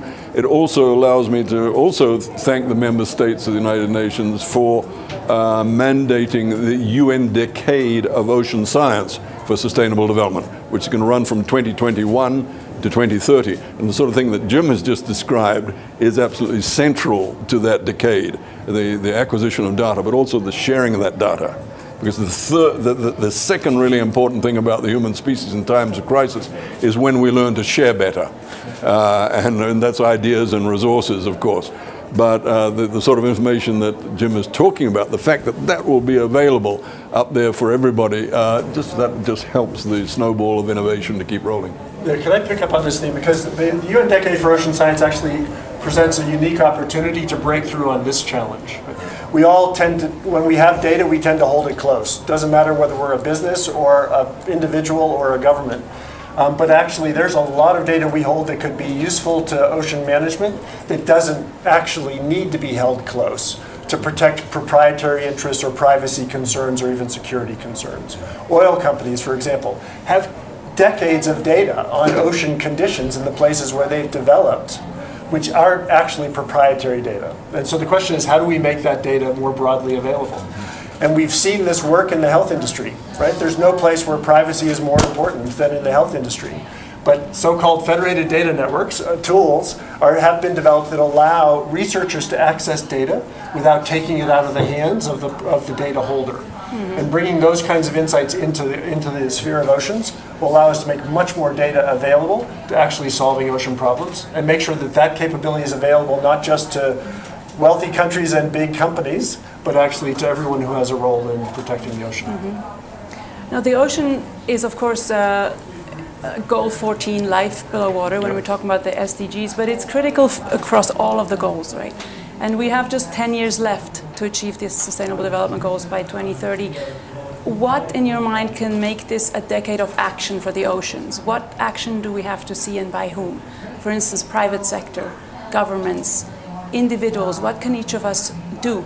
Massimiliano. Yeah, I think it's everyone. I mean, if you look at the numbers, for example, and I think it is very key, all this information. We didn't have that information even 20 years ago. We didn't know how, we've been putting in the ocean, we've been taking out of the ocean. We know now, for example, that 94% of the stocks, fishing stocks, are actually overfished or in full exploitation. Now we need to is the time to take action too. Through that information that now is available, we need to take action. And I think that is kind of the road to basically to advance some more. And that is for everyone. It is you, it is me, it is everyone who actually live from the ocean. Even if you are away from the ocean, even if you are not, not even 100 kilometers from the ocean, you still are breathing some of this oxygen that is being produced by the ocean. So I think it is important for everyone to understand that everything that we do finally ended up in the ocean. We know now, for example, that the ocean in a way is been buying us time. It's been taking more than 90% of the heat in the atmosphere. So it's actually getting a lot more warmer, which means also less oxygen, which is also creating dead zones and also the acidification that is also related with the sinking of the carbon. All of these things are happening in the ocean. So the ocean itself is a threat by what we are doing. We need to reduce emissions. That is key for the ocean. And if we want to have an ocean, which actually it is the key element for life in this planet, we need to take care of it. We know, like NASA has been looking for places that have like a liquid ocean. We haven't found anything like that yet. And that is exactly what makes this planet unique. It is the ocean. We still need more information. We just knew, for example, that Timor-Leste, it is the second youngest country on Earth, and has, for example, the most diverse coral reef on Earth. It just came out like a week ago, new information. What we lose already, we don't even know, but we know still we keep finding incredible things about how much diversity, how much life it is in the ocean, and we need to take action, and it's on all of us. You asked about the linkage of SDG 14 to the other SDGs. Member states, again in their wisdom, are looking at the 8th interactive dialogue of the UN Ocean Conference being on that linkage. At the first Ocean Conference, we had 7 interactive dialogues, basically related to the SDG 14 targets. But this extra interactive dialogue has been requested to show the linkage to poverty, to health, and so on. I mean, we all know that the ocean is going to feed us in the future. Not fin fish, all those other types of food that we can get out of the ocean. Especially looking at sustainable aquaculture development. But we know it's going to give us the medicines in the post-antibiotic age. There's more life down in the deep sea, incredible kind of life that exists without light, under immense pressure and immense cold, but it is the most abundant life on the planet. So surely this is the medical future for humanity in the in the antimicrobial age. We know that the ocean is going to give us all the energy that we need. Offshore wind can give us 10 times more than our energy requirements around the globe. So, it's so important that we understand those relationships between SDG 14 and all the other SDGs. But just to add to what Max was saying earlier about the importance of marine protected areas, I would add to that the importance of marine spatial planning. Because, yes, there's this growing movement for 30% of the ocean to be covered by marine protected areas by 2030. I noticed Sweden also signed up to that today. The UK is already there. So there's a big coalition of countries building around this 30 by 30. Remember that in this year at the Ocean Conference, we have to hit 10 by 20, which is 10% of the ocean covered by 2020. And I've actually convened a meeting in Paris next week of the relevant parties just to make sure that we're on track for that. But marine spatial planning is something, my country, Fiji, we've made an announcement. Our Prime Minister at the Blue COP in Madrid said that he was starting a coalition of countries who believed in the fact that every EEZ, every exclusive economic zone on the planet, should be 100% marine spatially planned by 2030. And we're trying to marry that with the 30 by 30 on MPAs. So I wonder if I could just pick up on these points and Max's observation that this requires all of us. And just to give one example of how pieces are, I think, powerfully coming together. Once, after the UN Ocean Conference 3 years ago, Peter joined with the World Economic Forum to create the Friends of Ocean Action. This is 53 ocean leaders from around the world who are committed to accelerating action under SDG 14. And one of the signature initiatives of that group is to take on illegal fishing. And this is, I think, a good example of the possibilities. It was a partnership between NGOs, Oceana and the Leonardo DiCaprio Foundation, and Google, which developed for the first time the ability to use satellites to track fishing boats on the water. So suddenly we could track fishing boats everywhere they went, and with machine learning algorithms knew when they were fishing and where. Okay, so suddenly we had transparency on the fishing sector. You pair that with commitments by companies, a growing number of companies committing to full traceability in their supply chains for seafood so that they know where every fish came from and are in a position to act on fish when it's illegally caught. And a growing number of governments who are signing up under a UN agreement to close their ports to boats that have been fishing illegally. And those three things reinforce each other. Right? If countries close their ports, that makes it easier for companies to clean their supply chains. And both of those together are enabled by technology, right? By technology that allows them to tell which boats are okay and which are not. And we see those three groups working together to continue to build those capabilities, and that's the kind of thing that will break through the challenges that we're talking about. It is all hands on deck. And this man, Jim Lee's done more than anybody else to make that happen. I would also say to viewers that you've got a responsibility as well. I make myself a pain in the neck for my fishmonger and the restaurants that I go into Because I always demand, is this fish legally caught? I don't accept stolen goods, and yet all of us have accepted stolen goods when it comes to fish. There is such a high percentage of illegal fish on the market every year, has been all our lives. So I make a point of saying, is this, first of all, sustainable stock, and is this legal stock? Now, any good fishmonger should be able to tell you that. Likewise, any good seafood restaurant will tell you that. And often the chef will come out and say, so glad you asked that question, because I got a lot of trouble to source my fish from sustainable stocks and to make sure that it's legal. Yeah. So I think viewers, because people always ask, what can I do? Well, you can do that. Yeah. I mean, knowing, I always do the same. I actually ask, where is that coming from? I'm not eating actually much fish, and I think one of the things that we need to do also is eating less fish too, because we are putting a lot of pressure over the ocean. And we've seen in my country, for example, how salmon industry has been having a huge impact. It's a species that doesn't even belong to the south of Chile, and however it's been exploited. Food is bringing from wild fish that is it's moved to these areas to actually feed this salmon. Do we need to eat salmon? Sometimes we need to ask ourselves as well, is it a luxury, is it a need? I mean, there are people who need to fish, there are people who really need to eat fish too, and they live from it, but there are people who probably we don't need that. I mean, it is a high cost, and it's a high cost for nature, for the ocean, and maybe we need to rethink about our choices too.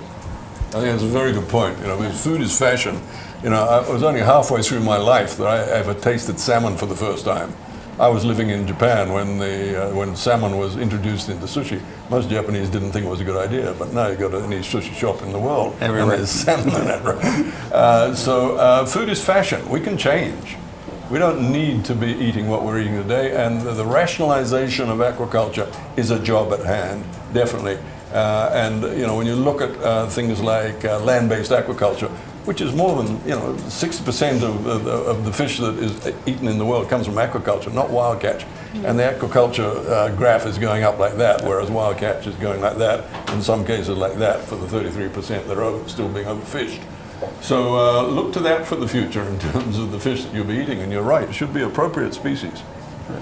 So there really are things that all of us can do, individuals, businesses, governments, and with this, I think we have to close this, but there's going to be a lot more on oceans this year with the conference coming up.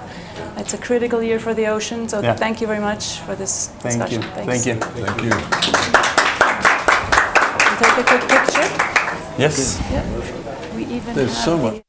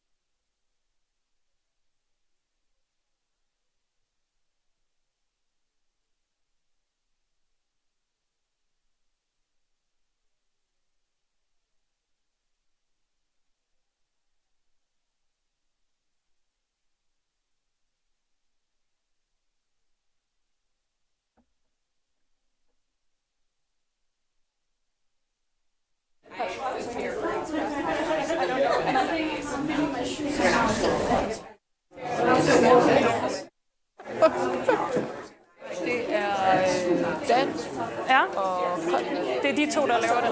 de er kommet op for ny UN. Og det er det, der er ude foran SDG.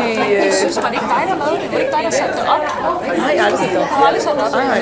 Det er bare dig, der har taget det med? Ja, jeg har taget det med. Men det her, det er første gang, det sådan er på den her måde i Davos. Det er også mega fedt, Shelley har... Det er jo The Women Voice of SDGs, ja. Yes. So quiet.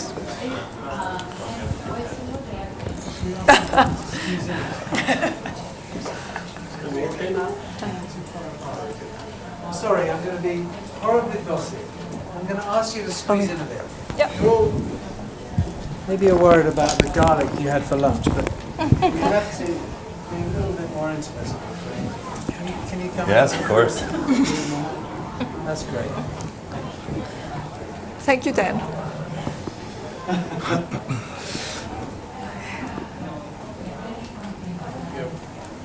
We're good?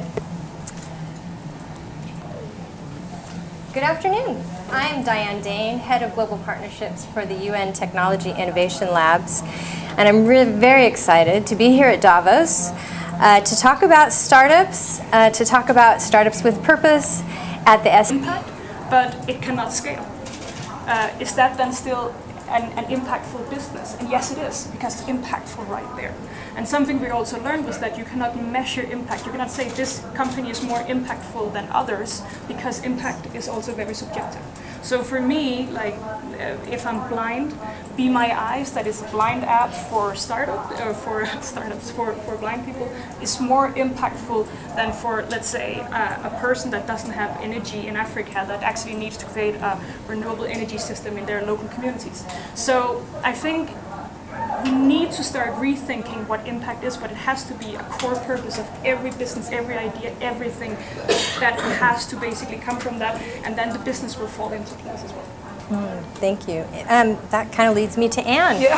Anne, SDG Ambition is something new we're starting. Can you tell us about that? So actually here on Thursday, we are launching the SDG Ambition together with UN Global Compact and Essentia, which is really a management guide and implementation guides for every single startup, every single corporation, every single company in the private sector.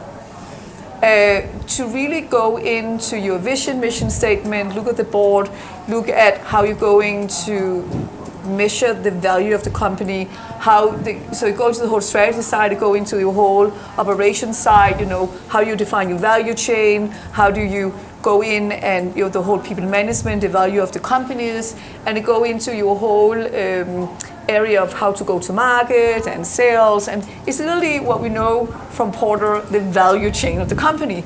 And with UN Global Compact, a huge amount of companies are member of UN Global Compact, and I've been working with the startup scene for a number of years now, and I actually will go so far and see, we will see generation 2.0 of the whole startup scene now, because it's not just enough, as we all kind of are saying up here, that you build something cool to the world that generate some good revenue and so on. No, you need to build something which makes sense, and it needs to support the global goals. So it must be that every single new company, every single startup, whatever they're going to build, it needs to be linked to the global goals. And the way they build up their company for being a great idea to become a solid company that's going to scale out to the world, it must be built on the principles of the 17 global goals and 10 principles from day one off. It shouldn't be something that you first build up your startup, it becomes successful,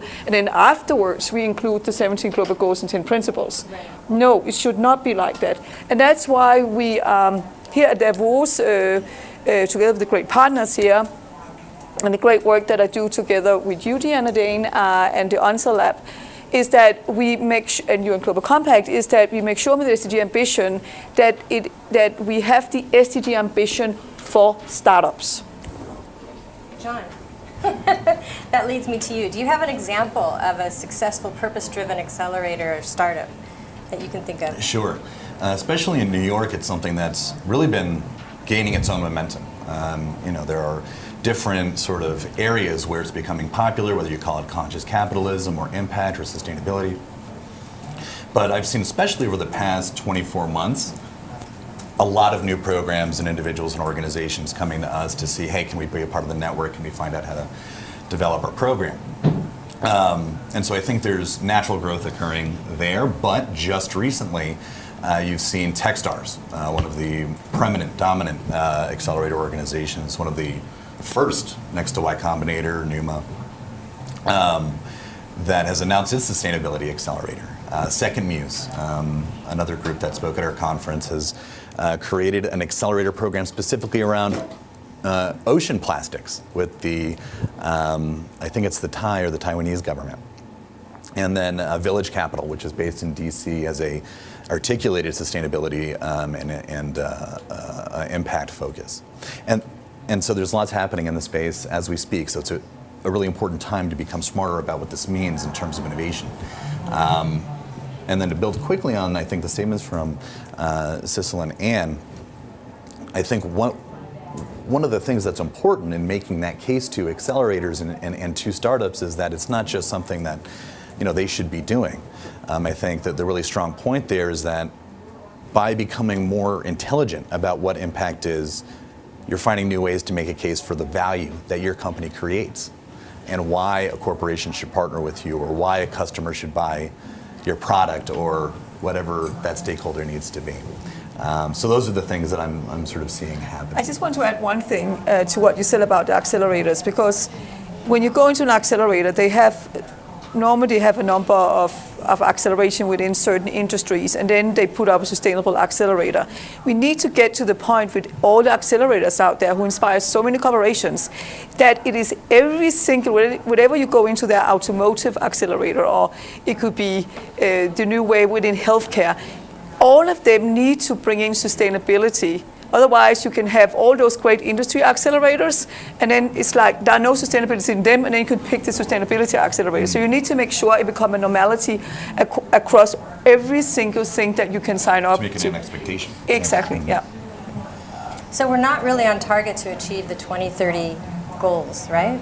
We, as the UN, know that we're falling behind.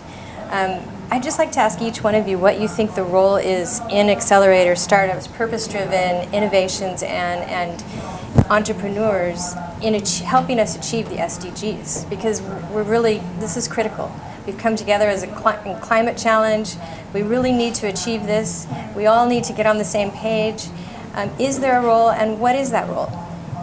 Sissel? I think Anne and I, we discussed this several times. I think people work in their own silos. I think it's a problem. I even think it's sometimes a little bit of a problem even here at Davos, right? Because I know so many good companies that simply cannot afford startups. They cannot afford to come here, even if they actually have a really, really cool idea. So I think this open source, connectivity, accessibility is really important, because we cannot, corporation, academia, government, civil society cannot do it alone.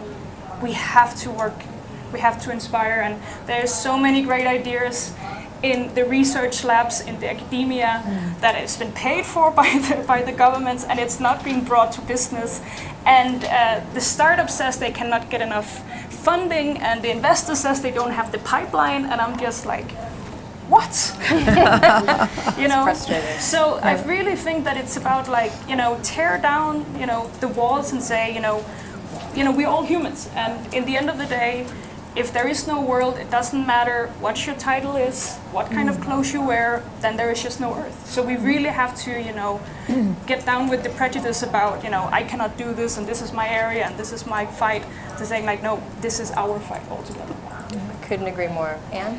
So with the SDG ambition, and I think we all need to understand the power of the 17 global goals and 10 principles. You have UN, where countries around the world are lining up against the 17 global goals. You have UN Global Compact, where companies and academia, and you want even more startups and accelerators, the whole private sector are lining up against the global goals and 10 principles. It's the first time in history that you actually have a framework that goes across government and the private sector. So that in itself is just unbelievable, amazing opportunity. And then I think we need to understand, all of us, because it has to do with the way we believe we're going to win ourselves. Nobody's going to win by not collaborating with others. We need to be much more collaborative and come together. And that's where, with the UN Global Compact, that's why I want to, just like I'm mobilizing cooperation to all corporations in the world to sign up to global goals, to UN Global Compact, same thing in academia,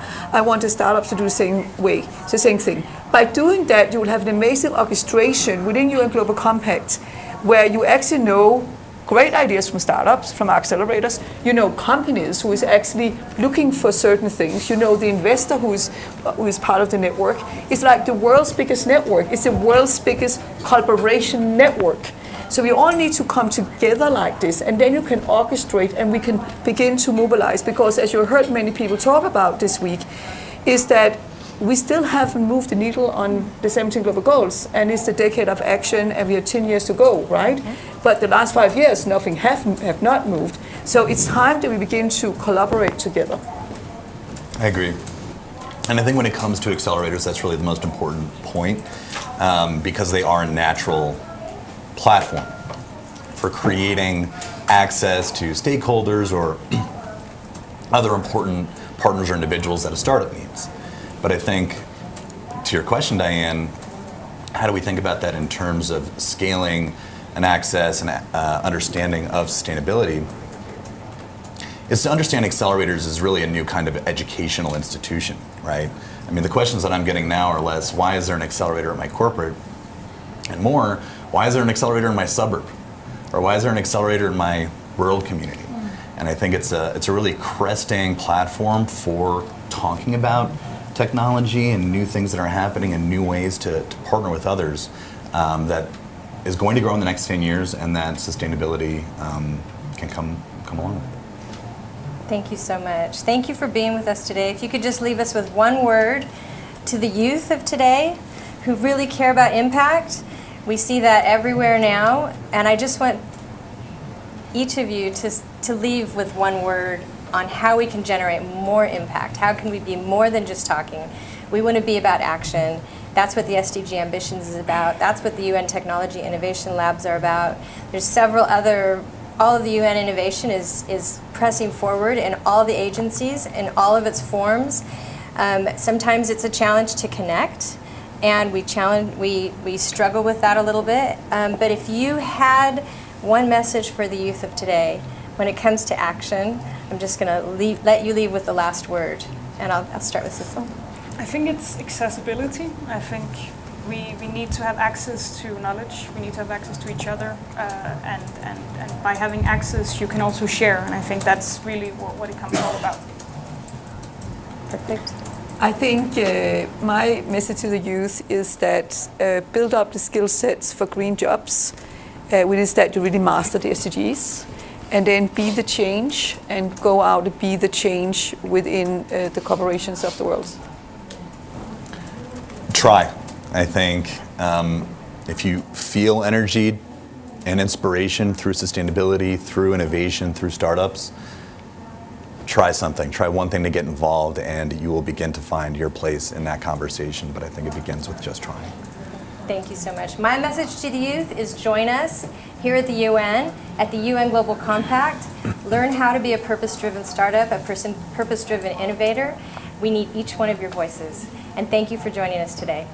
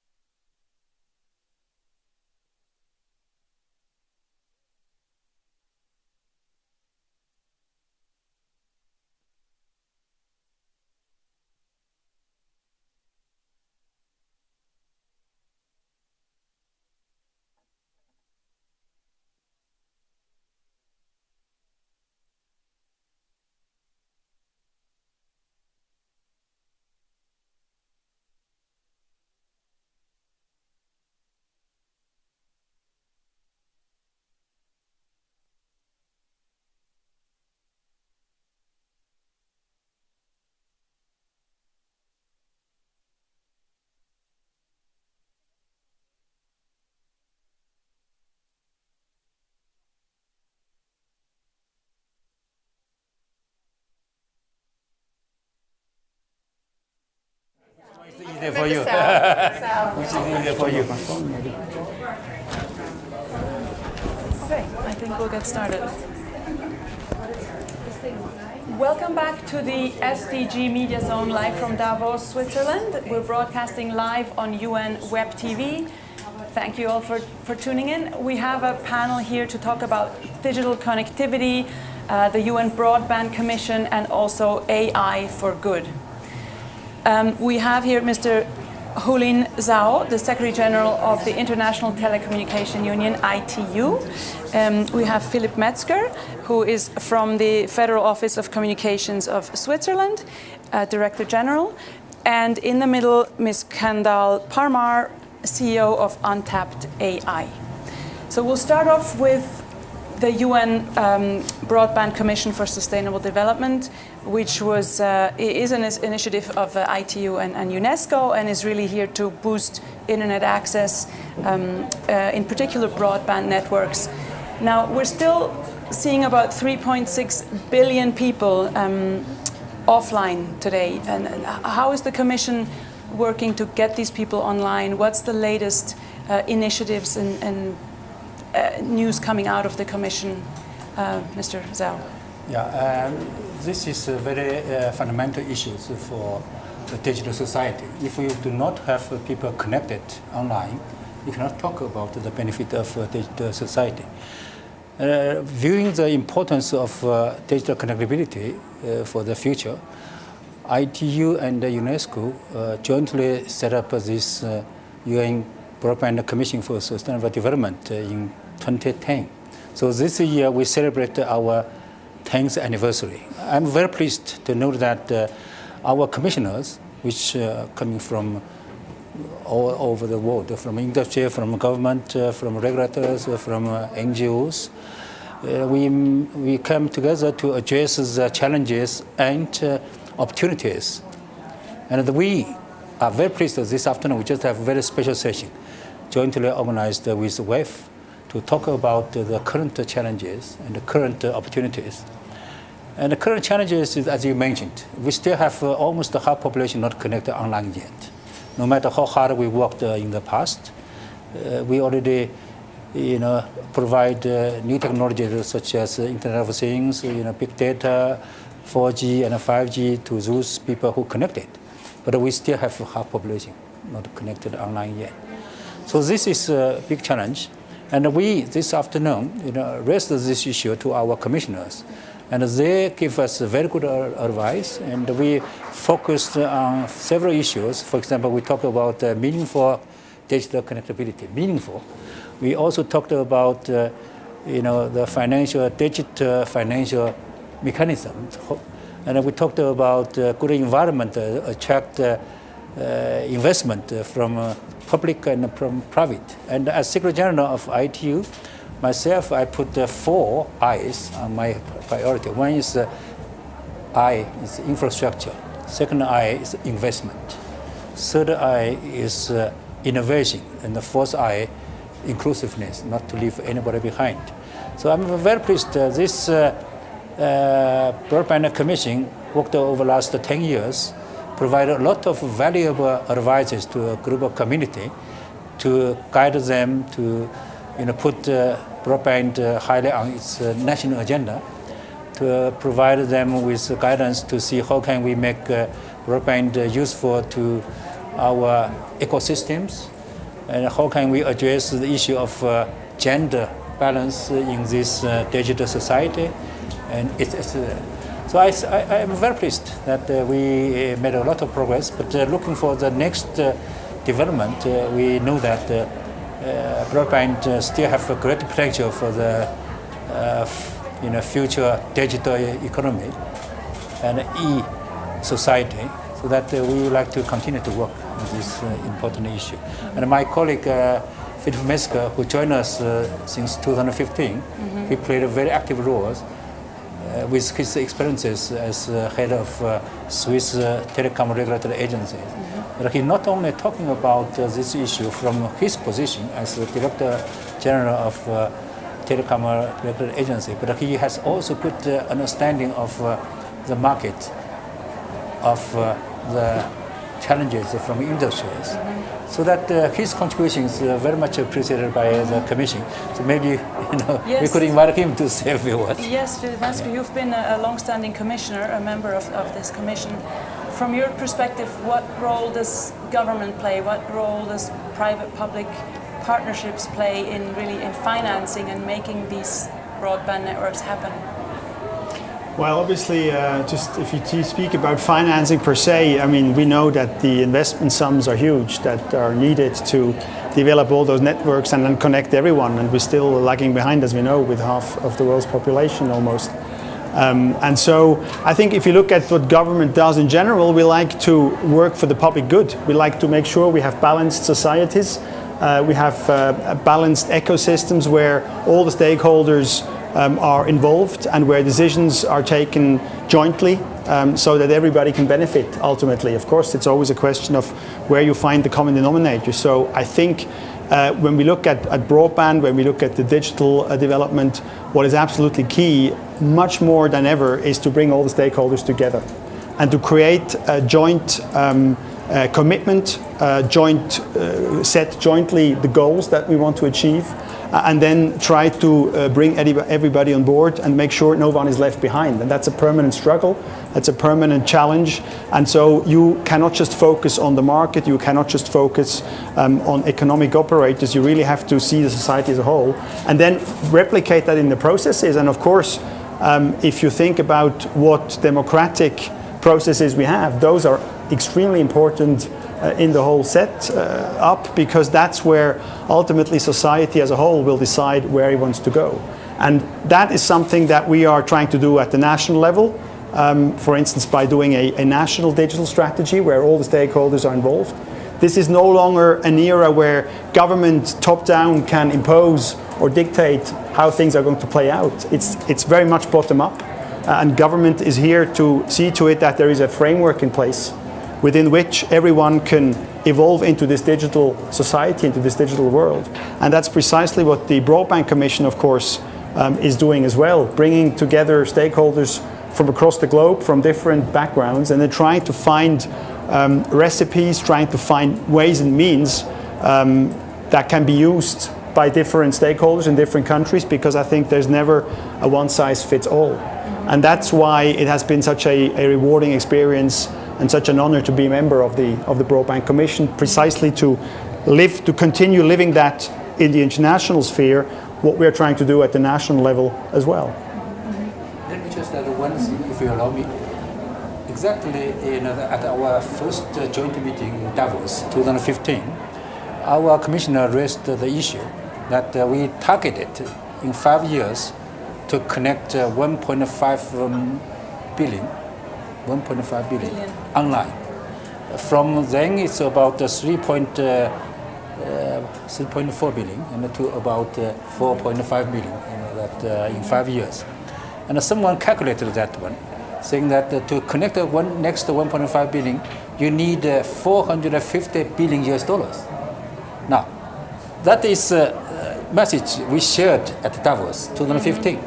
After that, we talked to some financial institutions, including some like World Bank. World Bank said we don't have money for you because they have their own budget. It's not their budget item, so they do not have this money. But why the industry told us 450 billion to connect the next 1.5 billion people online? You are joking. It's not enough. One side 450 billion, we don't know where to find, and then the industry considers it's not enough. Indeed, it's not enough, because to connect the next 1.5 billion, it's not the 1.5 billion from the cities. 1.5 billion from those areas poorly connected, poorly equipped. And then you may have to invest more compared with you connect the 1.1 billion people from the cities. So that one, that is absolutely a challenge. And then, of course, we understand that, we have to create a good environment to attract investment from public, from private, mainly from private, to create a good atmosphere, environment, to have sustainable business model to get the investment there. So anyhow, we are very pleased that over the last couple of years, the industry is still growing, the investment is still coming, and of course, still we still have a half population not connected online yet. And this afternoon at our session, we talked about this issue, and then we have a lot of good proposals, and we will work on these proposals and try to develop policy guidance to offer to our global community to see how can we move faster. Yeah, and it's not just about connectivity, right? It's about meaningful connectivity, as you mentioned, to make sure digital technologies are there to help us with jobs, with education, with health. Maybe this allows us to transition to Ms. Parmar and the AI for good. Like, how can artificial intelligence help us here? How can it help achieve all these global goals? Well, I suppose just to go back to your point there about how to solve it, I suppose, and you said in the talk before, there's coming from innovative startups and entrepreneurs who are there thinking differently must add a lot. And I suppose because I've run one and have been running one for 5 years, the innovation and the passion, yet when you're in bigger corporates or, it's how do you combine and bring all of that.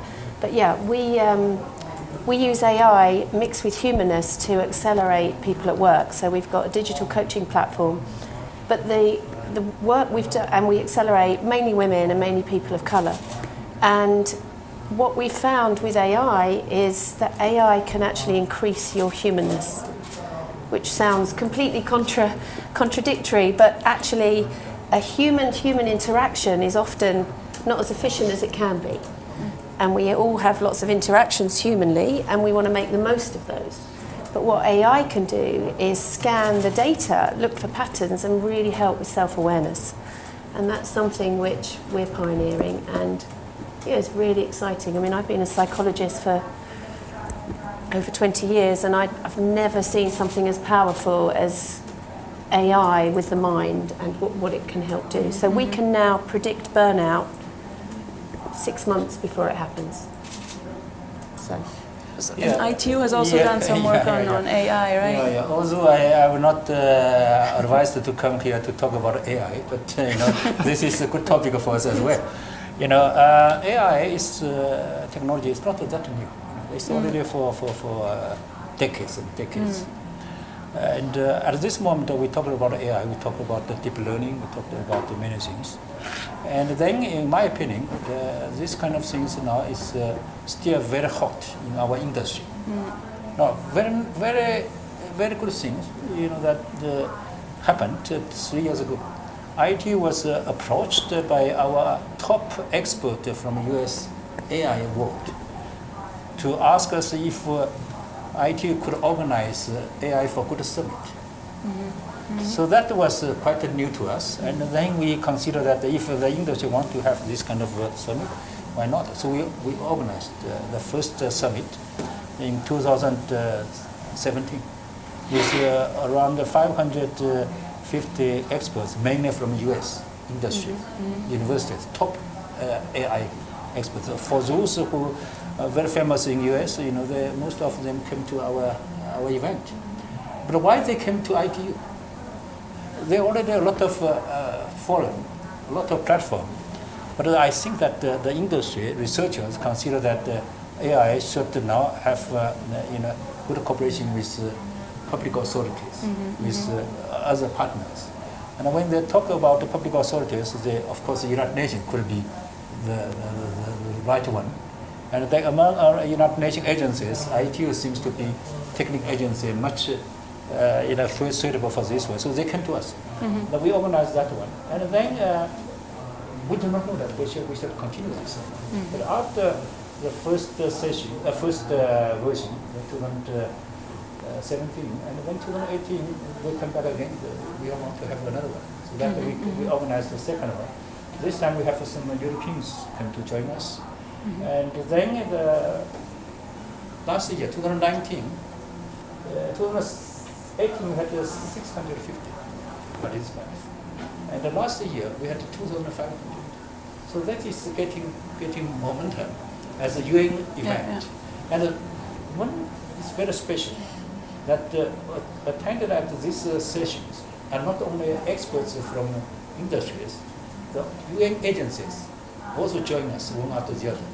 The first session we had 2017, we had 22 UN agencies. And then 2018 we got 32.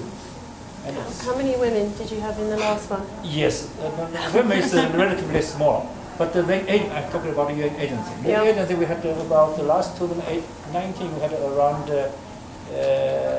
37. So now IQ is encouraged by UN colleagues to further continue this way. And then, during this discussions, 3 years, still my belief, the AI is still at the early development stage. We should not hurry up from public authority to try to establish regulations, rules. Of course, now we talked a lot about ethics. We talked about the negative part of the AI, reduce the jobs, or sometimes, like drones, you could use this as weapons to attack the enemies and to kill people. So all this, that is the issue. We try to talk, but anyhow, again, generally speaking, still, this is at the early development stage.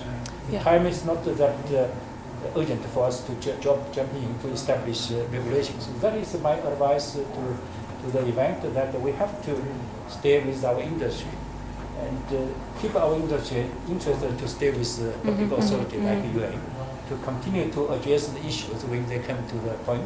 Of course, industry may wish to get some regulations, then we should work on the regulations. And then this AI, let me also give you a good idea. First session, second session, we are mainly participated by the top level so-called experts from US and from Europe. But while 2019, IQ did not offer any fellowship. We have more than 250 participants from Africa. And as far as the gender issue is concerned, unfortunately, it's not that much. That's still relatively low. And we noted that in ICT field, that IQ is pushing to have gender balance. We work together with young women to launch the Equals program. And IQ developed a very special day, that is the ICT Girls in ICT Day annually. Today we already have more than 150 countries celebrate this day. That is the end last week of April, Thursday. So that we have a lot. But still, no matter how hard we tried, we know that in ICT field, the women's participation is still low. From IQ side, we know that it's around 30%. It's increased, but it's still around 30%. And we had our last meeting in Sharm el-Sheikh, World Radio Communicating Conference. This is the highest level technical conference in the world for the spectrum, for the new technology like 5G. And we had about 3,500 participants. And the women's participation, unfortunately, is only 18% of this total. But that is already improvement. If you look at some years back, in 2012, it's 12%. But so still, very low. Women's participation, women's access is growing. It's all really about using tech for good, expanding access to women to least developed countries. But the nice thing is, let me just also add, when I visited the African countries, in high-tech park, in the innovative center, in the startups company, you see that a lot of women entrepreneurs, marvelous, brilliant, they are very active. They are there, And they know AI. They like to offer local application with AI solutions. So these people, that we, and last year in September, I was in Kazakhstan. I visited their top university, and I was very pleased to know that almost all the project had the lady experts inside. That's good. So that is the first university I had such kind of high percentage of the women experts. So maybe just to come back to this meaningful connectivity, and Philip Metzger, maybe just to end with on a positive note of an example of meaningful connectivity, or how the Broadband Commission is driving that work.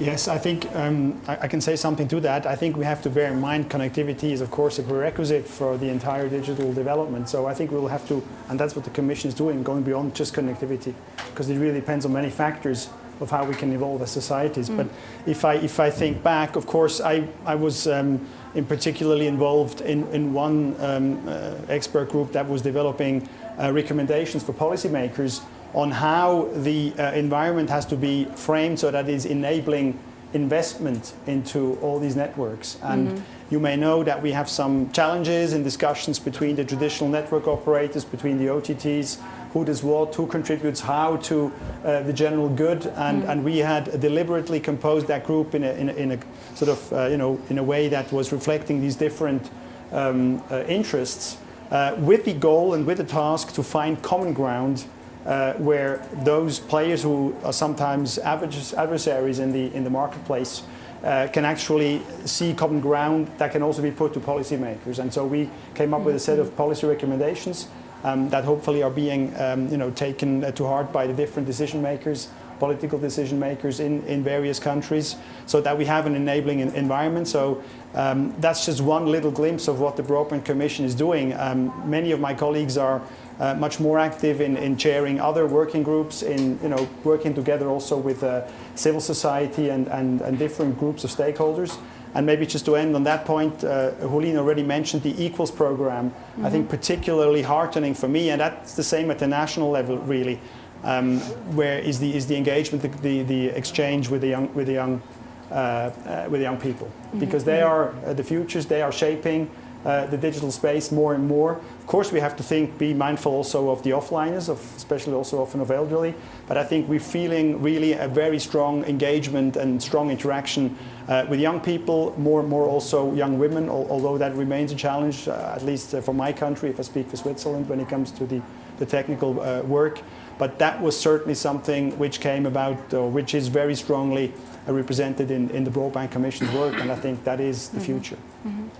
Here, let me add, at our meeting this afternoon, we also talked about this kind of meaningful connectivity, data connectivity. We targeted that of opportunities to our children in the school to be connected. So ITU jointly worked with UNICEF to launch a project last year when we met in New York, called GIGA, to try to to go to different development areas such as Central Asia, and Africa, and East Caribbean, to have some pilot to see how can we provide better connectivity to connect the schools there. Of course, to connect them is relatively easy, but to teach people how can you use this digital system, that is a challenge. And then we would like to see that with such kind of project we can provide our children with digital skills to use our digital systems. And talking about the AI, we have another information I'd like to share with you. Last year we worked together with WHO, World Health Organization, to establish an expert group we called AI for Good Health expert group to address the public health care challenges and issues, and try to see if we can use AI to develop some standard to quickly equip the community and hospital. So a lot of things to be done. Of course, we very much value about the contribution from our industry, because it's our industry who develop technologies. It's our industry who use AI to provide solutions. So that we, as I mentioned, we are very grateful with industry's initiative to invite UN ITU to organize AI for Good Summit, and we shall not let our industry people are disappointed. We should go together with them to work, for this important issue. Yeah, and Kendall, maybe a last word on tech for good, for AI for women, for youth, from your perspective. I think women can bring a really great perspective to AI, which is the qualities that they naturally have, which are emotional intelligence, humility. There's so much to bring. So more encouragement of women in AI, creating the AI, is fundamental, especially when so much of AI now is the augmentation of a human and AI. Mm-hmm. So humanness into AI to enable us to be more human is the absolute key. Thank you. On that note, thank you to all the speakers and all the best. Okay. Thanks. Thank you. Take a quick picture with your favorite SDG. Partnerships. Hang on a second, what do I normally have? We have to work with young women. They have this kind of thing to promote this project. Which is your favorite SDG? No, ICT is for everything. I don't care too much about which one. Partnerships, perhaps? Yeah. Infrastructure? Yep.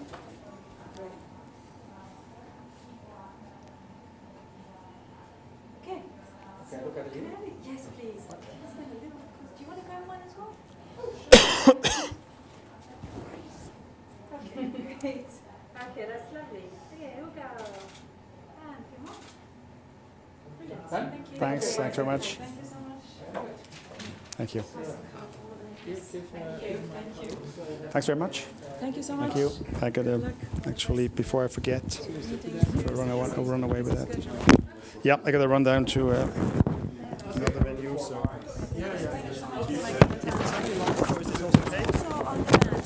We can send you the link. That would be appreciated. It's going to be online. You have my maybe my. Let me send it to you.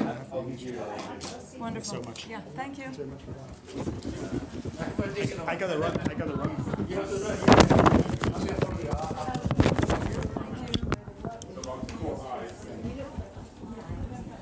I put the 4 eyes on my agenda. 5 eyes, no? 4 eyes. Infrastructure, investment, innovation.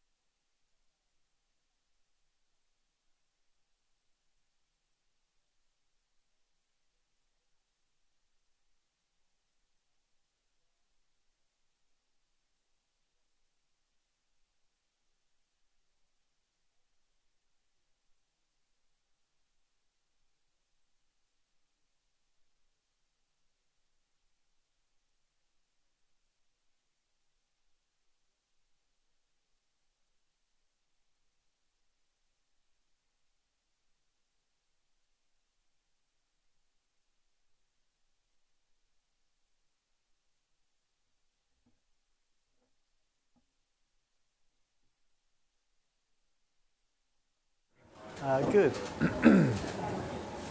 And then we might ask you to close the door, if you wouldn't mind.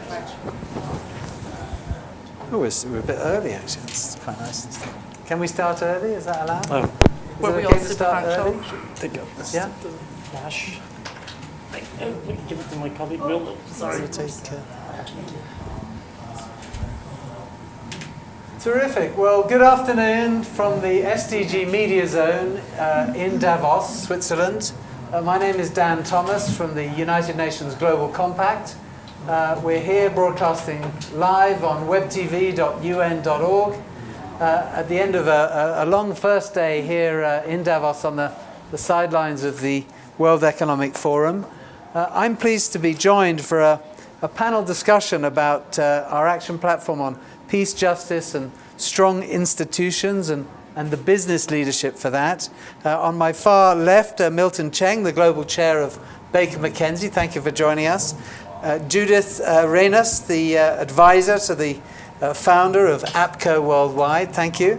And beside me here, Laurent Frex, the CEO of the American zone of Nestle. Thank you so much for joining us. Thank you. First of all, let's talk about SDG 16. It's a goal that covers many areas. What do we need to know about SDG 16, peace, justice, and strong institutions?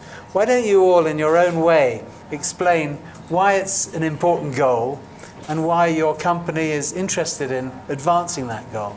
Why don't we start with you, Milton? Sure. Thanks, Tom.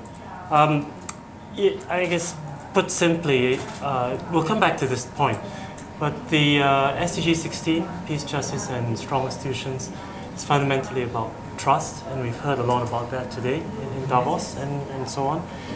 For us at Baker McKenzie, it's important, I would say, for three reasons. First of all, Baker McKenzie is extremely global. It's a truly global firm, and we have multiple cultures, we operate in so many countries, and we're very inclusive.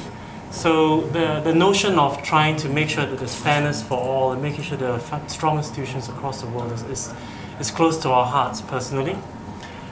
The second thing is it's important to our clients. I should say it first. It's really important. So many of our clients, who are many of the large multinationals across the world, this is one of the top topics for their conversation.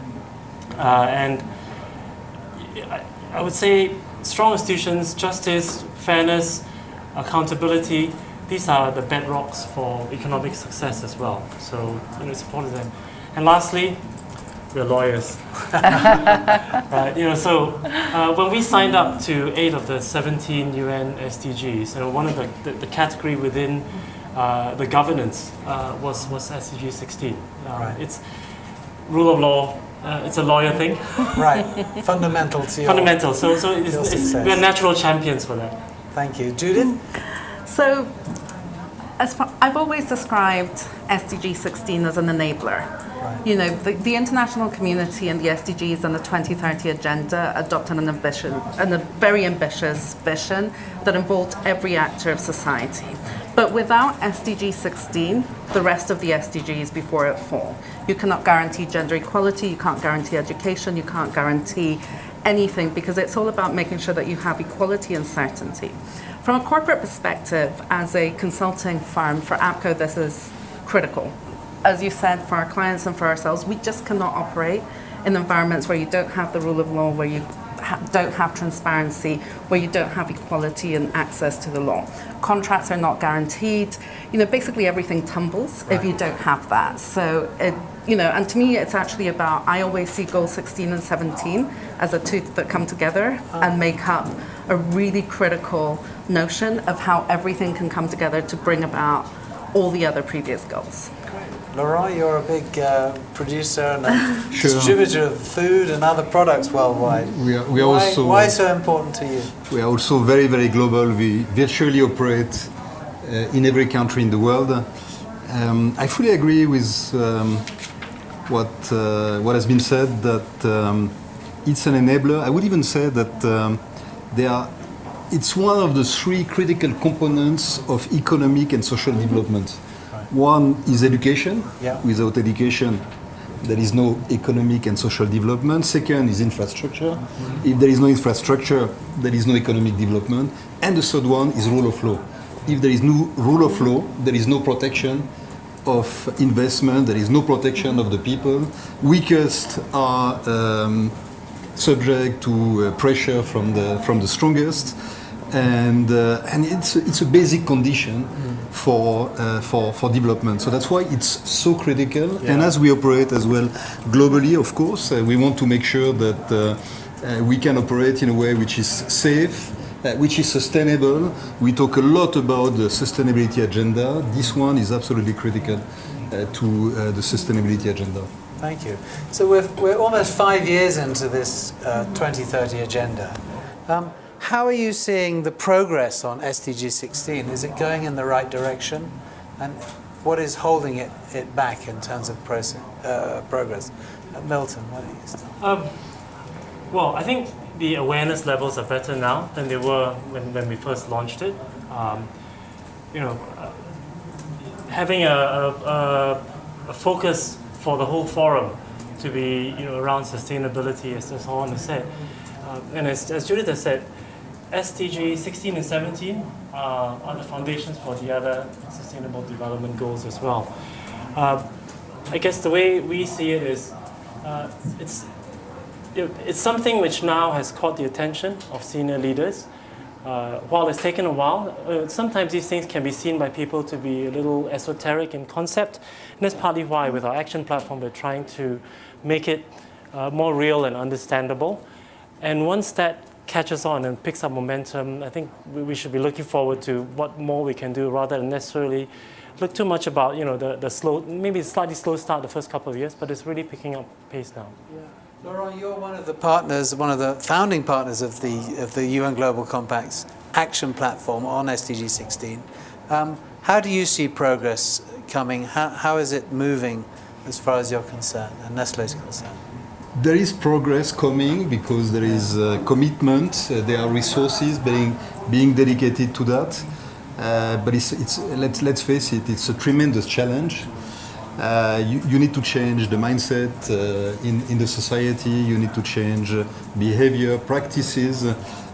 But if the leaders or business leaders do not take the challenge, nothing will happen. It can't be left to governments. No, I think governments can help. It can set the scene. But at the end of the day, it's hundreds of thousands of actors. It's millions of actors, and has to become a living reality. So we decided to launch action plans, concrete action plans in 2 countries where we had been exposed to specific issues. One is criminality in Colombia. We got 5 of our factory workers shot dead in the last years in an area, El Valle de Cauca, where there is a lot of criminality for very little things.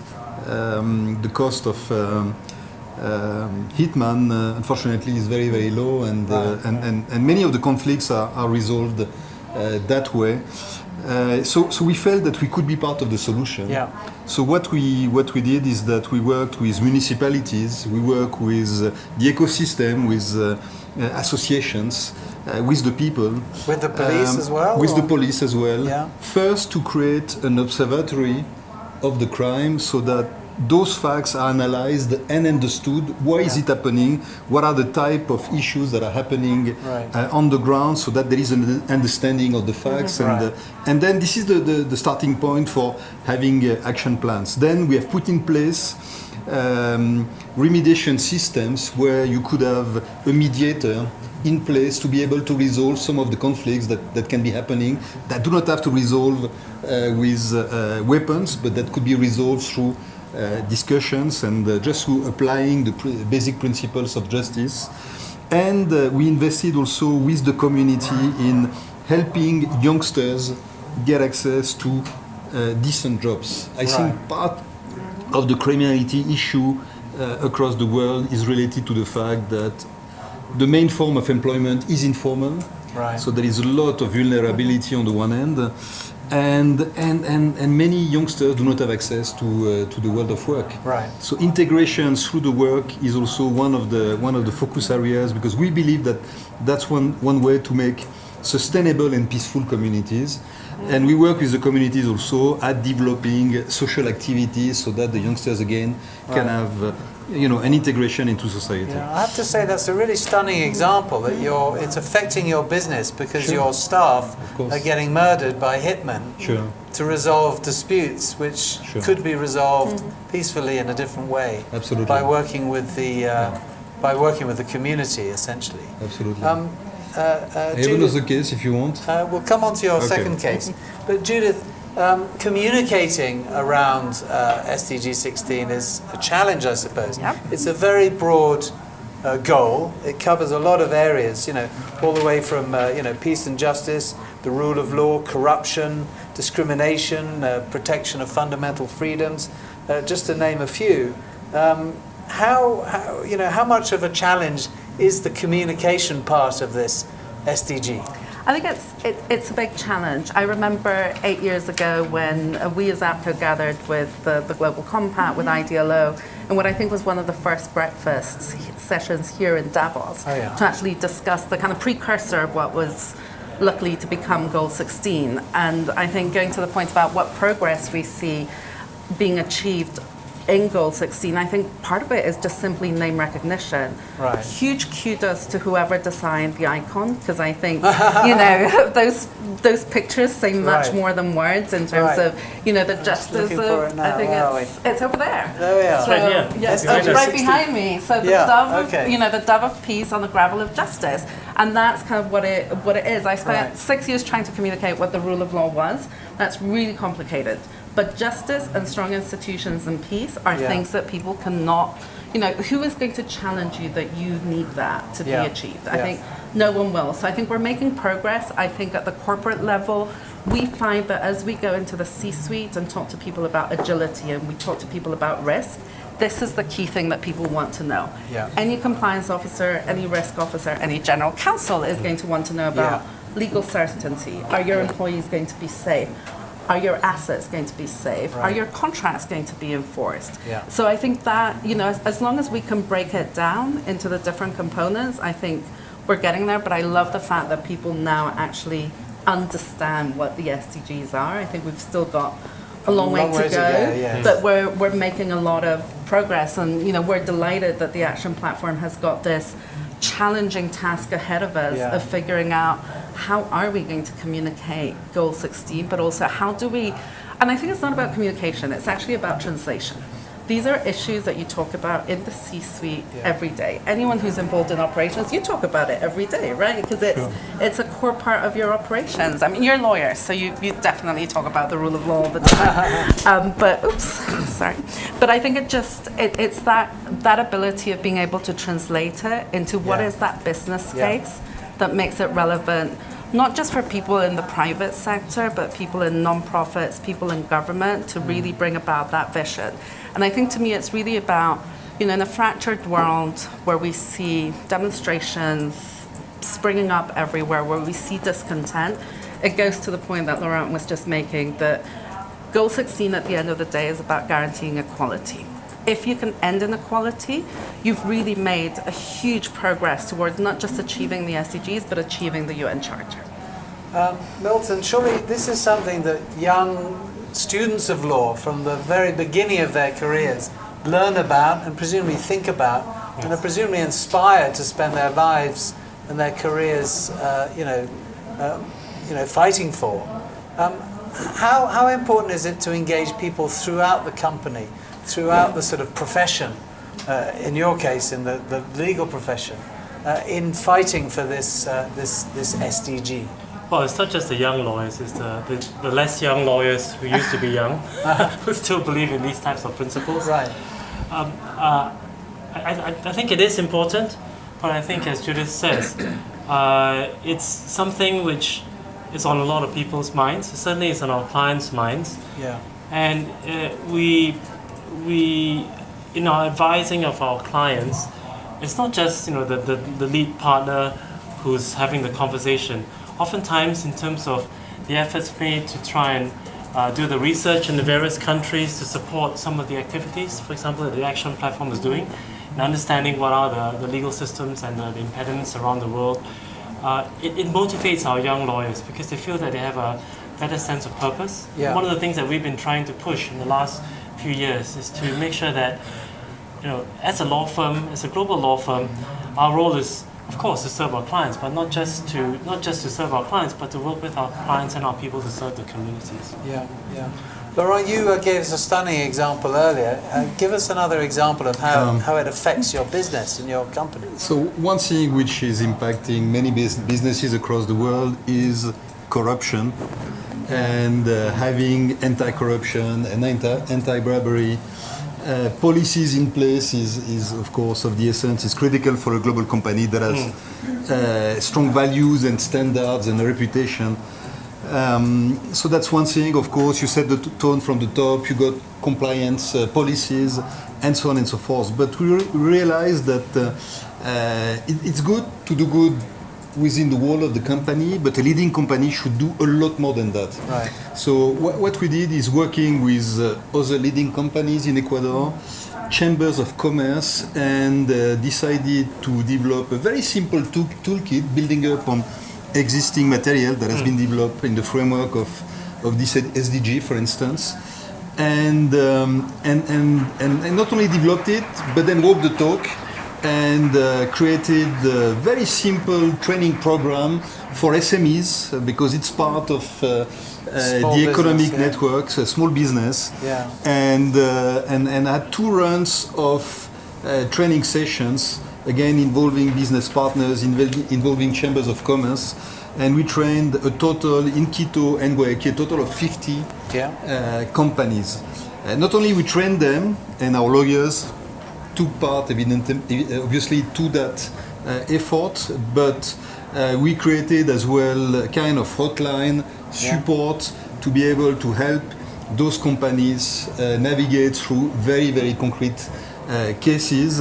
And by doing that, not only we make sure that we got the right compliance framework and the right attitude and the right behaviors within the company. And one thing which is of the essence is not to leave any space for the gray zone. Right. You have to be absolutely crystal clear on the do's and the don'ts. Right. So this you can of course apply within the company, but then you are part of an ecosystem. Right. You are part of an environment. You got suppliers, you got business partners, you got customers, you got the government.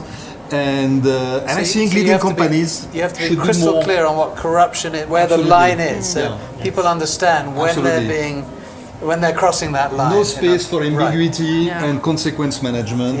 If there is an issue, this is one of the basics. So great, this we can apply globally. But now, if you want to improve the environment in which you operate, you need to do more than that. You need to partner with other companies like-minded.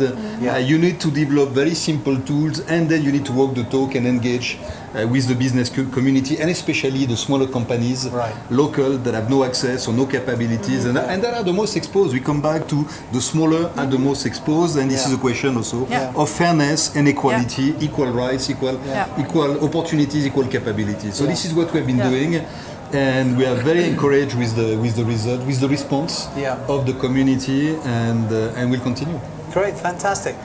One of the things that the UN's always said about the Sustainable Development Goals is that when it comes to the SDGs, every country, rich or poor, is a developing country. Please, let's just finish with a final word from each of you about that challenge and that reality, perhaps. Is SDG 16 equally important in rich and poor countries, or does it only apply to countries where the rule of law is less strong or democracy is less established? Milton. Absolutely it is. I mean, first of all, corporations all around the world need to show leadership. First of all, many corporations these days operate in multiple countries. A mix of developing countries. It comes back down to what is the nature of leadership, right? And it is about trust. It's about accountability. It's, as Laurent said, it's also in part about risk management. I don't think that is any less of a consideration whether you go from country X or country Y. Some of it perhaps is information flow and communication and stakeholder understanding. But I think the fundamentals are the same wherever you go. Laurent, you've worked in France, you've worked in Latin America, you've worked in a variety of different countries. Do you see the same problems in all of those countries? I see similar problems, so I agree with the fact that it's relevant everywhere, whatever the country, but it's clear that issue is less acute in a country like Switzerland, I'm coming from. I think the standards are very, very high, and justice is applied and close to the citizens. Yeah. It's clear that if you think of countries of Central America or Latin America, the problems are much bigger. So there is a much bigger need to mobilize and make an impact. And I think leaders in the business should partner with political leadership, because there is a good understanding. And you look at the agenda of the political leaders in Latin America, for instance, you will see fighting corruption as one of the priorities in your home country, Mexico. The president has put that as one of the priorities. I see the same in Ecuador. I see the same more or less across the continent. So it's really important that the business gets mobilized. There is a lot to do when it comes to sustainability, of course, and everyone is mobilized on climate change and environment. And let's make sure that we keep a little bit of space for SDG 16 and we mobilize and make collectively an impact. It's a call to more businesses and more companies like yours, like Baker & McKenzie, like what you do, like L'Oréal, to join and make a bigger impact collectively. Thank you. Judith? So I'm adding to the consensus voice that, I think every single country can do something to further Goal 16, but likewise every single individual, company and organization has a role to play. I would say, there are two other important considerations. The range of where you sit on whether you're a developed or a developing country doesn't really have, yes, there are some factors that are related to, for instance, take the rule of law or take anti-corruption, but I think you're going to understand this analogy when I say, there's a difference by rule of law, not rule by law. And I think we often get trapped in the sense that we think that because countries have laws, you're guaranteeing the rule of law, and that's not the case. So I think that's one important consideration. I think the other important consideration, to add to what Laurent has just said, is we know that improvements in the rule of law happen when the private sector gets involved, because you're helping leaders that want to kind of do the right thing, but also simply because the reality is you're setting up, you're creating jobs, and you have leverage that we should all take to really try and create that unified system that helps us deliver Goal 16. But again, it's all of us. Everyone here in this room, everyone watching us online, everyone in whatever role and capacity you have, and we have a responsibility to work together to do that, and I think that's what's amazing about this action platform. Well, it's not just that it's a good right thing to do, which absolutely is. It also costs a lot. I think I read in one of the studies, the UN estimates the cost per year of corruption is more than $3 trillion. Right. So it makes good business sense. Huge drain on the global economy. Yes, absolutely. Well, look, thank you very much, Milton Cheng from Baker McKenzie, Judith Arenas from APCO, from Nestle, Laurent Frex. Thank you so much for joining us here in the SDG Media Zone in Davos. Thank you so much. Thank you very much. Thank you.